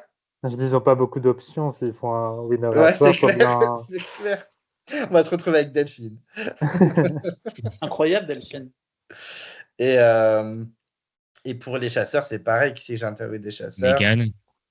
Ah, Mégane, elle aurait pu revenir, mais Nathalie. Nathalie reviendra jamais. Ricky, il est persuadé qu'il va revenir. Mais après, il donne tout sur les réseaux. Oui, bah, Donc, c'est chaud. Franchement, c'est chaud. Mais après, je pense que Ricky a très envie. Mais est-ce que la prod a envie? Parce que vu ce qui s'est passé, je sais pas si. On oui, verra. le mec, il a give up, il va pas revenir. Hein. Oui, je pense que c'est mort. Mégane, elle pourrait revenir. Mais Ouais, je pense qu'ils Mégane, vont en plus appeler Amri ou Meissa, par exemple. Et en fille des chasseurs, moi, je vois Mégane, peut-être Pauline ou. Pauline, moi, mais je la vois vraiment revenir. Même, ça plairait à Lucas, ça, Léa Rouge, why not, hein? Ouais. Voilà. Du coup, ouvert à de potentielles interviews. Ah, mais grave de ouf, hein. Et du coup, ça serait Double. limite une fierté pour toi, tu vois. Oui, je serais content, je serais très content. C'est-à-dire que quand il me fait confiance, malgré le fait qu'il ait fait une saison récente, donc... Et du coup, tu pourras pas vanner en disant oh, regardez, je l'ai fait en interview, maintenant il est de retour dans koh. Mais tu sais que j'aimerais bien. Parce que je suis 100% honnête, hein, j'ai des aventuriers qui me disent, mais non, je vais faire un retour, j'ai peur de ne pas pouvoir revenir si je fais une interview, alors pas forcément avec moi, mais si je fais des interviews, peut-être que la prod ne voudra pas, parce que je n'aurais pas dit les bonnes choses et tout. Il y en a certains qui me disent ça et qui refusent, alors qu'ils auraient aimé, hein, avec qui j'ai eu des contacts fréquents pendant leur saison et tout. Bah, j'aimerais bien qu'il y ait quelqu'un que j'ai interviewé dans le prochain All-Star pour Ça débloquerait plein dire, de trucs. Ouais. oui, pour dire au candidat, regardez, Bidule, je l'ai interviewé et dans le All-Star. Donc, si la prod, elle le veut vraiment, elle le prendra. Enfin, excusez-moi, mais Chantal, pourtant, c'est ma période préférée, mais elle a traché la prod de ouf après Joe Orr. Et elle était où? Bah, dans le combat des héros. Alors, certes, ils l'ont bien têche comme une malpropre. C'était horrible. Mais sauf qu'elle était dans un retour. Ok, du coup, ça sera Myriam Lamar qui reviendra. Vu ce qu'elle a dit, la prod, pas d'ego. Hein. Tu en as parlé tout à l'heure que Glee, pour toi, tu voulais faire, enfin, c'était une série musicale que tu adorais, machin, à une époque, peut-être encore aujourd'hui. Et du coup, dans cette série-là, quel est ton personnage préféré? Quelle est ta chanson interprétée préférée? Et voilà, en gros. Donc, c'est une question sur Glee, quoi. C'est une question sur. Alors, mon personnage préféré, déjà parce que vocalement, c'est une queen, même si son personnage n'est pas si intéressant que ça, mais je la trouve hyper attachante. Je trouve qu'elle divulgue, enfin, comment dire ça? Elle dévoile plein de bons messages, je trouve, dans les épisodes. C'est Mercedes qui a une voix de fils de pute. Moi, j'aime bien les gueuleuses. J'avoue, j'aime bien les gueuleuses, les voix comme ça. En plus, je suis un gros hypocrite parce que, par exemple, Lara Fabian, je hate, alors que je suis sûr que si elle chantait en anglais, je suis en mode c'est trop une queen, voix de malade. Mais sauf qu'elle chante Je t'aime, donc ça ne m'intéresse pas. Mais Mercedes, voix de malade, personnalité rigolote. Mais c'est vrai que son personnage est mal exploité. Mais je sais pas, je la trouve attachante, plein de bons messages. Donc voilà. Mais il y en a plein qui sont trop cool. Hein. Bon, après, vu que c'est une série maudite où tout le monde est mort, il y a des pédophiles, des harceleurs et des suicidés. C'est difficile des fois. Par moi, je dis, j'adore Puck, il est trop cool. Non, du coup, l'acteur, il est loin d'être cool. Hein. Enfin, il était, RIP. Mais très clairement, il y a plein d'autres personnages super sympas. Mais ce serait Mercedes. Et ma chanson préférée, c'est hyper cliché, mais c'est clairement Don't Stop Believin', qui est la chanson principale de la série, qui clairement, j'écoutais en boucle à l'époque. J'étais vraiment une fan hystérique. Il fallait que je me calme. Hein. Bah, je sais que mon entourage était en mode la prochaine fois que tu me parles de Glee, je te jure, j'égorge toute ta famille. Hein. Enfin, vraiment, je me rappelle même à l'époque, je ne sais pas si vous avez connu ça, mais j'ai joué à Candy Crush comme un gros mouton que j'étais. Et en fait, des fois, tu proposais à tes amis sur Facebook de je sais pas quoi, et du coup, tu avais plein d'invitations au Candy Crush sur Facebook, c'était un enfer. Et j'avais une pote qui m'a envoyé un message, je fais la prochaine fois que tu m'envoies une invitation au Candy Crush, je viens chez toi et je kidnappe tes DVD de Glee, ok? J'ai un couteau, je te plante. Si j'ai un couteau, là, si j'ai un couteau, je te plante. Donc voilà, mais il y en a plein d'autres qui sont très bien. Hein. Le mashup Rumor Has It, Someone Like You, d'ailleurs, où il y a Mercedes dedans, c'est trop la base. Leur version toxique de Britney, c'est la base. Il y a plein de chansons qui sont trop bien. Hein. Et il y a plein de chansons qui sont vraiment mauvaises aussi. Par contre, c'est quand même assez honteux que tu n'as pas cité comme personnage préféré sous Sylvester. Oui. Mais oui, non, mais c'est la base. C'est les stars, elle me fait grave rire. Mais comme elle chante très peu, du coup, je pense que je Voilà, me quand suis même. moins... Si, elle a chanté un peu, mais tu sais que maintenant, elle présente le maillon faible aux États-Unis. Je te jure que c'est vrai. Hein. Oui. Incroyable. Et nous, on va voir Olivier Mine, qui est mignon comme un cœur. Mais foutez Laurence Broccolini, elle s'est fait virer de France 2, là. Putain. La Queen. Du coup, tout à l'heure, on parlait du gagnant préféré de Maxime, aka Thibaut de la tribu maudite. Et du coup, ma question est, combien de gagnants as-tu interviewé? Je précise, des gagnants dont l'interview est sortie. Peut-être qu'il y en aura des prochains. On dit ça, on dit rien. Alors, du coup, Thibaut, Christina, Amel, Romuald. Ah oui, mais d'ailleurs, je peux spoiler, il y a des futurs gagnants qui arrivent. Enfin, des gagnants qui arrivent. Gilles, je n'ai pas interviewé. Amel, oui. Les deux filles, non. Philippe, putain, il se fait terminer par tout le monde, Philippe. Non. Clémence, non, elle est au-dessus. Si François David, c'est un acteur. Jade et Kevin, non. Bah non, je dirais 4. T'es sûr? Ah non, 5, il y a Marc. Bah oui. 5. Putain. 5. Effectivement, t'en as interviewé 5. Polycrate, il était à 2 doigts de sortir le point. Putain, j'ai oublié ma plus grosse interview, quoi. Oh là là, la cassos. Oui, voilà, 5. Bravo. Encore un ça, point. Et c'est à nouveau à moi, je crois. Je perds le fil comme Polycrate, c'est honteux. On va parler un peu de... Moi, je voulais savoir un peu tes loisirs, Clem. Qu'est-ce que tu fais de ton temps libre entre 2 montages d'interviews? Je mange, je bouffe. Je picole. Alors moi, c'est vrai que je suis un épicurien. Je croque la vie à pleines dents. Non, c'est vrai que alors j'ai fait un peu de comédie musicale puisque Polycrate en parlait. J'ai arrêté, voilà, parce que je suis au-dessus de ça maintenant. Je suis désolé. Enfin, si moi je suis pas au premier rang et que je suis pas la star du truc, ça ne m'intéresse pas. Non, j'ai arrêté parce que quand je suis rentré de voyage pendant 2 mois, voilà, ma vie a changé, ma vision de la vie a été bousculée. Moi, il y a un avant Koh-Lanta, un après Koh-Lanta. Et je me suis dit, j'avais loupé 2 mois. Voilà, j'aime bien les gens qui étaient. Je me suis dit, oh, c'est bon, j'ai fait le tour. Donc, je faisais beaucoup de comédie musicale. C'était tous les jeudis soirs. Il y a même des fois, j'étais en retard. Merci l'interview d'Emine, qui a duré 2 heures. Et du coup, j'étais en retard au cours. Mais Emine passe avant la comédie musicale. Et, voilà. Et sinon, après, moi, j'aime bien faire les week-ends, faire la fête, bien sûr, sans alcool, parce que sans alcool, la fête est plus folle. Et, mais en tout cas, oui, j'aime bien profiter de mes amis, je bouge beaucoup le week-end. Moi, en plus, je suis quelqu'un qui adore bouger. Alors, peut-être que j'ai peur de me retrouver face à moi-même, mais c'est vrai que j'aime bien bouger, j'aime bien voir les gens, j'aime bien organiser des trucs, des week-ends, des séjours, des machins. Par contre, si c'est des séjours à l'étranger, j'ai pas les épaules. Mais par contre, un week-end entre potes, oui, ça je sais faire. Non, voilà, après, principalement, c'est ça. Mais c'est vrai que j'ai du mal à ne rien faire. Par exemple, j'ai vraiment plein de potes, ils sont en mode, comme je disais, Malteser devant la Starac.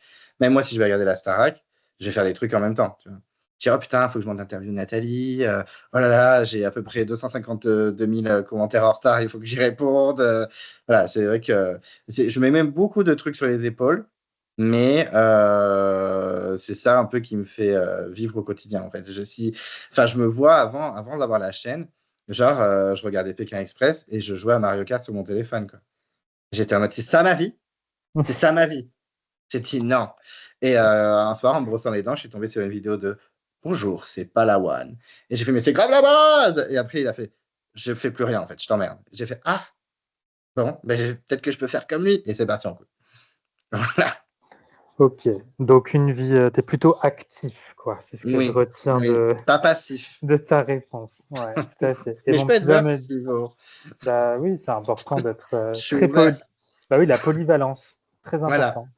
Voilà. Je m'adapte aux gens qui sont en face de moi. Ouais. Et mon petit doigt me dit aussi que tu fais même des petits week-ends avec des jeux de Koh-Lanta, des jeux de simulation Koh-Lanta. Et qui foutent un bordel monstre. Ça détruit des filles. Ça détruit des vies. Ouais. Bah, les dramas, quoi, c'est la base. Mais après, je me nourris de drama. Je suis comme Polycrate, moi. Dès qu'il y a un drama, je suis là en mode chaud. Mais par contre, je veux pas être dans les dramas. Non, Et ça ne faut m'intéresse regarder. pas. Je veux juste être spectateur. Du coup, on va essayer de récompenser les abonnés qui sont fidèles et qui sont encore là avec un petit jeu et un petit teasing. Tu vas devoir nous teaser 3 interviews qui arrivent en un mot chacun. Un mot? Un mot qui définit le candidat. Après, t'es pas obligé de prendre le mot qui définit le candidat, mais un petit teasing que tu as envie de faire sur 3 interviews qui arrivent et un mot par interview. Des 3 prochaines qui arrivent ou peu importe? Non, n'importe.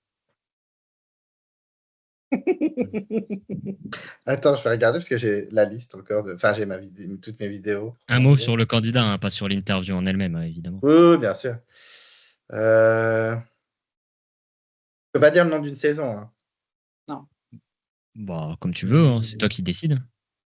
Alors, ça va, je pense que les gens vont je vais. Hop, ça, je pense que les gens vont peut-être trouver, enfin, ceux qui sont vraiment fans. Mais une première interview, le mot, ce sera honte. Deuxième. Deuxième, borgne. Facile. Et troisième. Tac, tac, tac, tac, tac, tac, tac, je regarde. Et troisième, ce sera glace. Ok, très bien. Bah, j'espère que ceux qui sont restés jusqu'ici seront contents de découvrir ça. Et se feront leur petite théorie sur quel candidat correspond ces différents mots. Ok. Alors, quel film, quelle série, quelles chansons qui sont reconnues comme de qualité par le grand public, ou du moins que le grand public adore, mais que toi, tu détestes? Vraiment une populaire opinion, quoi. Quel film, quelle série et quelle chanson? Ouais. Alors, chanson, j'en ai 2 que tout le monde adore. Vraiment, c'est la base. Moi, je suis vraiment en mode, et je fais la gueule et je m'assois et je danse pas. C'est Eya de Outcast. Je la déteste. Ça n'a pas de rythme, ça n'a pas de son, ça va enfin, je n'aime pas. Et pourtant, cette chanteuse, je trouve que c'est une queen, mais je déteste Girl Just Wanna Have Fun de Cyndi Lauper. J'aime toutes les autres, mais alors celle-là, quand tu vois mes potes quarantenaires qui sont en mode j'ai envie de les fracasser. Vraiment, c'est un enfer. Voilà. Donc les chansons, c'est ça. Film, c'est chaud parce que je peux te dire acteur. Je crois qu'il y a 2 acteurs méga surcotés de malade, même s'ils jouent très bien, mais moi j'en ai rien à foutre. C'est Leonardo DiCaprio, le pote de P. Diddy, et comment il s'appelle le Joker, pas celui qui est mort, mais l'autre, Joaquin Phoenix. Je crois qu'il est méga surcoté de ouf, mais je joue très bien, mais j'en ai absolument rien à foutre, il provoque rien chez moi. En film, alors je vais citer ça, mais je pense qu'il y a plus surcoté, je pense, dans mon cerveau, mais c'est celui qui me vient. Moi, il y a un film, c'était en 2010, je crois. Tout le monde m'a dit ouais, c'est trop la base, tu vas trop kiffer, il faut absolument que tu le vois. Et je me suis senti obligé d'y aller. Je suis allé le voir seul au cinéma, tellement que vraiment, je me suis dit bon, allez, je vais y aller parce que tout le monde va me tabasser si j'y vais pas. Je n'ai absolument rien compris de ce film au bout de 20 minutes. J'ai lâché l'affaire, j'étais sur mon téléphone. C'était Inception de Christopher Nolan avec Leonardo DiCaprio en plus. Donc, vraiment, moi, au bout du 2e rêve, j'ai lâché l'affaire. Voilà, je suis désolé. Je ne suis pas rentré dans la sphère Nolan. Pourtant, j'ai bien aimé Interstellar, même si c'était un peu long, on ne va pas se mentir. J'ai bien aimé Dark Knight. Bon, Dark Knight Rises, merci Marion Cotillard. Mais voilà, il y a des Nolan qui sont très bien. Même Memento, qui n'est pas très connu, c'est trop bien. Par contre, mais Inception, mais c'était une purge. Je n'en pouvais plus. Bon, c'est là où j'ai découvert Tom Hardy, que j'aime beaucoup, pour son jeu d'acteur surtout. Et vraiment, mais sinon, Inception, non, c'était pas possible. Et série, alors j'ai vu tout Game of Thrones, mais calmons-nous, mais ce serait pas elle, je pense, quand même. Une série surcotée, parce que Walking Dead, j'ai lâché. Ah ouais, une série surcotée. Pourtant, c'est vraiment très bien. Mais en fait, je trouve que les saisons sont irrégulières. Il n'y a que 5 saisons. Elles sont totalement irrégulières. Il y a une saison, c'est trop la base. Et une saison, tu es en mode, je vais me suicider tellement que c'est long. Breaking Bad. J'ai tout vu. J'ai vu les 5 saisons. Je connais la fin. Alors, je n'ai pas regardé le spin-off sur Better Call Saul, là, machin. je sais que c'est le personnage préféré de tout le monde, c'est le personnage que je déteste le plus de la série. Donc, je me suis dit, il y a un spin-off sur lui, mais c'est une blague. Et moi, j'adorais Skyler, que tout le monde détestait. Donc, mais la série est bien, elle n'est pas mauvaise, puis j'aime beaucoup Bryan Cranston. Bon, je l'ai connu dans Malcolm comme tout le monde. Mais par contre, la série, il y a des moments, la saison avec les frères, là, avec les poulets, mais je n'en pouvais plus. J'étais en mode, mais butez-les, ces frères, je crève. Voilà, mais c'était pas mauvais, mais grave surcoté de ouf. Mais je pourrais mettre Game of Thrones et Walking Dead.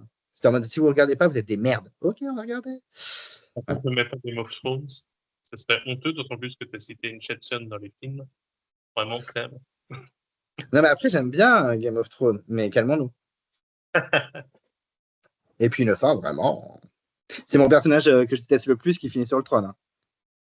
Ah, ben, je pense que c'est partagé pour beaucoup de personnes, ça. Le pire, c'est vraiment ma mère qui est très bonne actrice. Je pense que je tiens ça d'elle. Elle avait vu la saison avant moi et je la regarde et tout. Et je lui dis, putain, j'espère pas. Alors, je vais pas spoiler. Je dis, j'espère que c'est pas ce personnage en disant le nom de personnage. Ma mère m'a fait. Je dis, putain, mais nique ta mère, c'est ça. Putain, me craque. Voilà. J'étais deg. En fait, la fin, c'est digne d'une saison de Koh-Lanta, quoi. Enfin, t'es déçu. Ouais, c'est la revanche des 4 terres. Gaël sur le trône, non. Quel enfer. On voulait Naïs. Oui. On voulait Andrea. On voulait Johanna. On voulait Cynthiana. Ça aurait été incroyable. Du coup, avant-dernière question pour toi. Oui. Quelle est la candidate ou candidat que tu as interviewé et que tu as posté sur ta chaîne qui est allé le moins loin dans l'aventure, dans son aventure? Parce qu'en plus, dans les prochaines interviews, j'adore plein de teasing. Et franchement, ceux qui n'ont pas regardé cette vidéo, parce que gna ça parle de Glee et ça parle de je sais pas quoi, il y a grave de spoil en fait. Donc, alors, je pense que c'est une candidate qui a fait 2 épisodes. Donc, peut-être Marianne, c'est pas ma réponse officielle.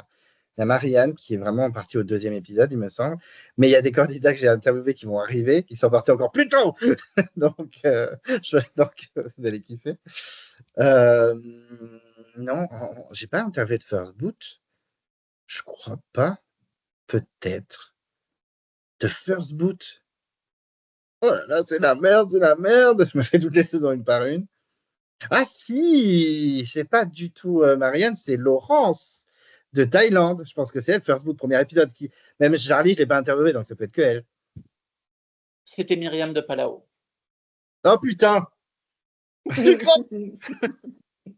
Mimi Caoutchouc, comment t'as fait pour Mais oui. Mimi Caoutchouc. Et voilà. Mais Laurent, ça aurait pu être bon, mais Myriam putain, mais je suis vraiment qu'une merde, je m'enflamme là. On dirait moi au quiz de Koh-Lanta quand j'arrive dernier. Putain. Quelle honte de juger Myriam, quelle honte. Mais oui, en plus, par contre, elle a pas tant marché que ça, alors que c'est une queen, quoi. Ça me saoule, la pauvre. Elle n'a même pas 1000 vues, quoi. Ouais, c'est dommage. Alors que c'est une queen. Putain. Je suis qu'une merde. Bon, last round, bitch. Dernière question. Allez, on y va. Qui est ton abonné préféré? Bah, il est pas là, malaise. Ah merde. Non, Légal. plus sérieusement, bon, on va dire, voilà, tu en as parlé un petit peu, que Polycrate, Zakou, Anthony et moi-même, aux grandes dames de ta communauté, on apparaît assez souvent sur tes vidéos. Si tu pouvais décrire chacun d'entre nous avec un mot, tu dirais quoi? Un mot. Attention à ce que tu dis. Hein. C'est dur.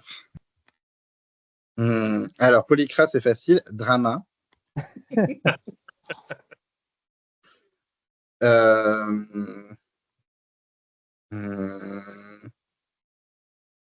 Je dirais, je peux utiliser une expression. Enfin, ça peut faire 2 mots. Bah, c'est ta chaîne, donc oui, vas-y. Anthony, le mot que je pourrais plus, c'est je remettrais bras droit, mais en mode, tu vois, enfin, je veux pas dire des mots, enfin, c'est pas du tout péjoratif, au contraire, c'est vraiment quelqu'un qui est là pour m'épauler, quoi. Donc en fait, toi, t'es Claude et moi, je suis Laurence, c'est ça? Bon, on va dire que je suis Claude et t'es mon Philippe, du coup, tu remportes la saison. En fait, Tu voulais dire assistant, mais tu as encore besoin L'assistant, c'est d'ortho pour les horrible, mais c'est pas mon assistant du tout. Hein. Donc, secrétaire. Surtout que je touche même pas un centime, quoi. J'ai même pas un merci et tout. C'est Employé. comme une merde. mais je dirais plus acolyte. Quand j'écris des messages, je fais oui, Anthony, mon acolyte, si vous avez écrit. Mon ambassadeur. Ma Oui, secrétaire. ambassadeur. Après les deux autres, c'est dur. On a des Zakou, personnalités plus complexes. Hein. bah oui, c'est ça. Zakou, je mettrais professionnel dans le sens où tu sais comment il parle, il est très structuré. Je trouve qu'il a des analyses vraiment. Enfin, tu sens que c'est le plus carré en fait je trouve des abonnés. En plus, il a une voix. Je dis pas que vous avez une voix nulle, mais il a vraiment une voix qui est très stylée. En plus, ce qu'on fait nous, c'est plus des podcasts. Et donc, c'est vrai que je trouve qu'il a une voix qui va vachement bien. Tu vois, même quand moi, Zakou, je l'ai connu avec sa chaîne YouTube, quand même, faut le dire. Hein, Zakou a une chaîne YouTube. Et j'ai écouté, j'ai trouvé sa voix trop stylée. Il y a des voix qui matchent et des voix qui ne matchent pas de ouf. Certains d'ailleurs, YouTubeurs ont des voix vraiment. Même moi, ma voix, s'il te plaît, quand je montrais pas mon visage, je me dis, ah, c'est sûr, c'est Vincent des Armes Secrètes. Super, dans mon 10, en fait. Mais je trouve que tu fais très pro, en fait, quand tu parles, et je trouve que tu as une voix de radio. Donc, c'est pour ça que je suis professionnel. Tu mets le mot professionnel pour le seul mec qui est venu en peignoir avec Chapman. C'est vrai. Non, mais c'est vrai, une voix très professionnelle et une voix qui va pas du tout avec son corps d'ailleurs. Oui. Première fois que c'est connecté, j'ai fait, mais c'est qui ce petit garçon? C'est pas le challenge qu'on nous a décrit. Hein. Et Maxime, je dirais besties. Dans le sens où je sens trop que Maxime, c'est quelqu'un avec qui je pourrais faire grave de soirée. On serait toujours en train de boire des cocktails, de critiquer tous les gens qui nous entourent. En plus, je suis tes réseaux, je vois que on fait bien souvent la fête, les restos, les machins. On fait sa petite bitch sur les, sur les réseaux. Donc, ouais, je pense que je dirais besties. Et on a peut-être déjà bu des coups et critiqué les gens ensemble. Hein. Qui sait? Who knows? Who knows? C'est fort probable, ça. En tout cas, j'espère que c'était pas nous qui étions visés. En commentaire, Polycrate. Ok, du coup, moi aussi, je vais poser ma dernière question qui va plus être théorique et potentiellement future. Si tu avais le temps, l'envie, la motivation, l'énergie, l'argent, et que tu étais assuré que c'était quelque chose qui allait plaire et qui allait fonctionner, quel contenu ferais-tu sur ta chaîne qui te ferait vraiment entièrement plaisir et qui pourrait potentiellement changer de Koh-Lanta? Ça peut être un truc Koh-Lanta aussi. Mais voilà, quel contenu t'aimerais faire sur ta chaîne si tu avais un peu plus de moyens, un peu plus d'énergie, un peu plus de temps? Moi, j'aimerais bien une chaîne YouTube qui serait ultra fun, ultra good vibes, avec des vidéos assez différentes. Alors, il y aurait peut-être un peu de Koh-Lanta, mais tu vois, par exemple, réunir plusieurs abonnés, comme nous, on peut se réunir là, dans les débats, etc. Et on soit en real life, et puis on fait un vrai Koh-Lanta, on filme tout, on fait des épisodes, on les met sur YouTube. Ou, par exemple, je pars avec des potes, on se fait une expérience dans un truc atypique, ou tu vois, faire des vlogs voyages, etc. Mais pas en mode je suis grave bonne au bord de ma piscine, regardez ma vie de malade pendant que vous êtes dans votre appartement de merde. Alors, ce serait plus des trucs de fun, tu vois. Genre, par exemple, je sais pas, on va en Thaïlande, à Bangkok, où on essaye de goûter des scorpions et des araignées, on pète un câble. Tu vois, des trucs très fun ou des défis très rigolos. Alors, moi, par exemple, McFly et Carlito ne me font absolument pas rire. Ils sont cartons, tant mieux pour eux et tout. Alors, le concept de Mario Kart bleu, pour ceux qui ne connaissent pas, c'est en gros, ils jouaient à Mario Kart avec une bande de potes. Et celui qui perdait, en fait, il donnait sa carte bleue. Ils avaient un budget. Bon, comme ils étaient riches, ils achetaient plein de conneries. Et en fait, ils achetaient des trucs inutiles. Genre, par exemple, dans des petits appartements parisiens, ils avaient acheté 2 baignoires à je ne sais plus qui, à Carlito ou McFly. Et ça m'avait buté un moteur de bateau et tout. Et le concept m'avait kill. Et clairement, si j'ai de l'argent à jeter par les fenêtres et que tous mes potes sont riches, clairement, on fait ça.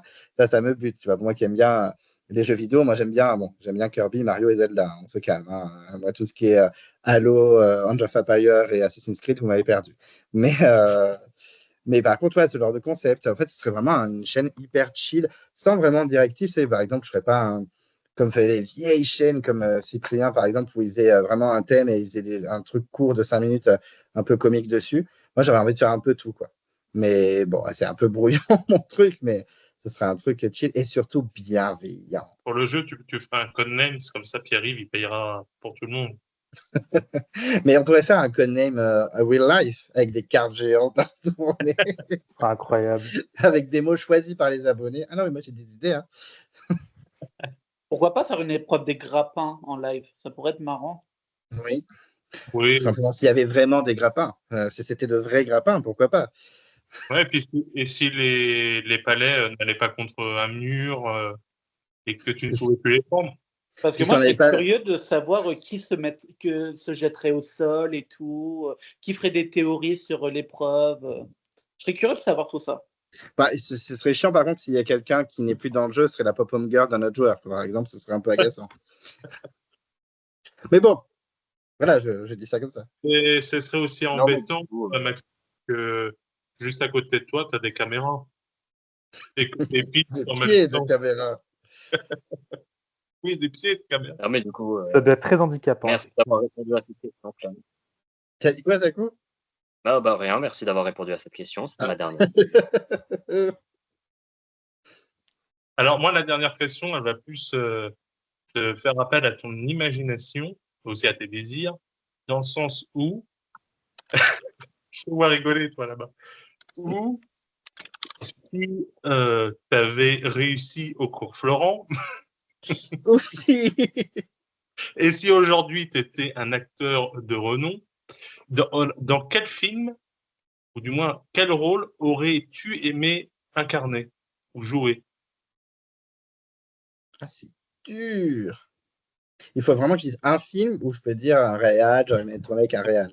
Ou un rôle particulier enfin, À la fois, quand j'ai quand même fait, enfin, au cours Florent, j'ai quand même fait 2 ans, donc j'ai un peu joué tout et n'importe quoi. D'ailleurs, petite anecdote, j'ai des petites célébrités au cours Florent. J'ai notamment été en cours avec Inès Reg et avec Jesse Elliott, qui est maintenant dans Grey's Anatomy. Donc, bon, ben, ils sont mieux réussis que moi, hein, très clairement. Et, mais il y en a plein qui n'ont pas réussi aussi. Ah, il y avait C'est pas Versailles aussi, il était dans mon cours. Bon, enfin bref, mais si j'avais été une star internationale galactique, j'aurais aimé jouer dans des trucs assez drôles, même si Jonathan Cohen me casse la tête parce qu'il joue tout le temps pareil, mais un truc comme La Femme ou le Flambeau, ça m'aurait buté. Bon, j'aurais pas fait je suis pas une nana. Ah, quoique dans le Flambeau, j'aurais pu jouer un personnage.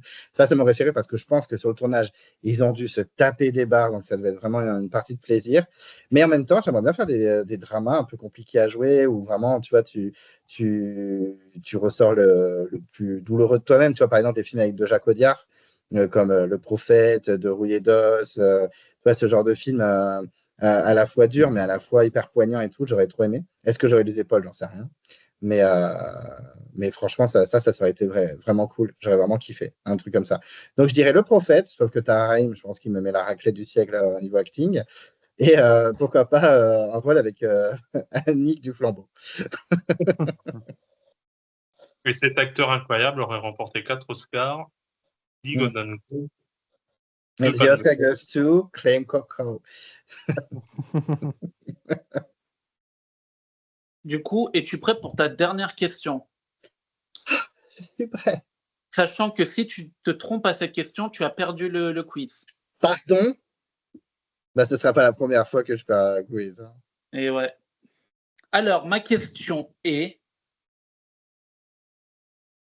quelle candidate est revenue du jury final jusqu'à l'aéroport en fauteuil roulant? Ah, je sais.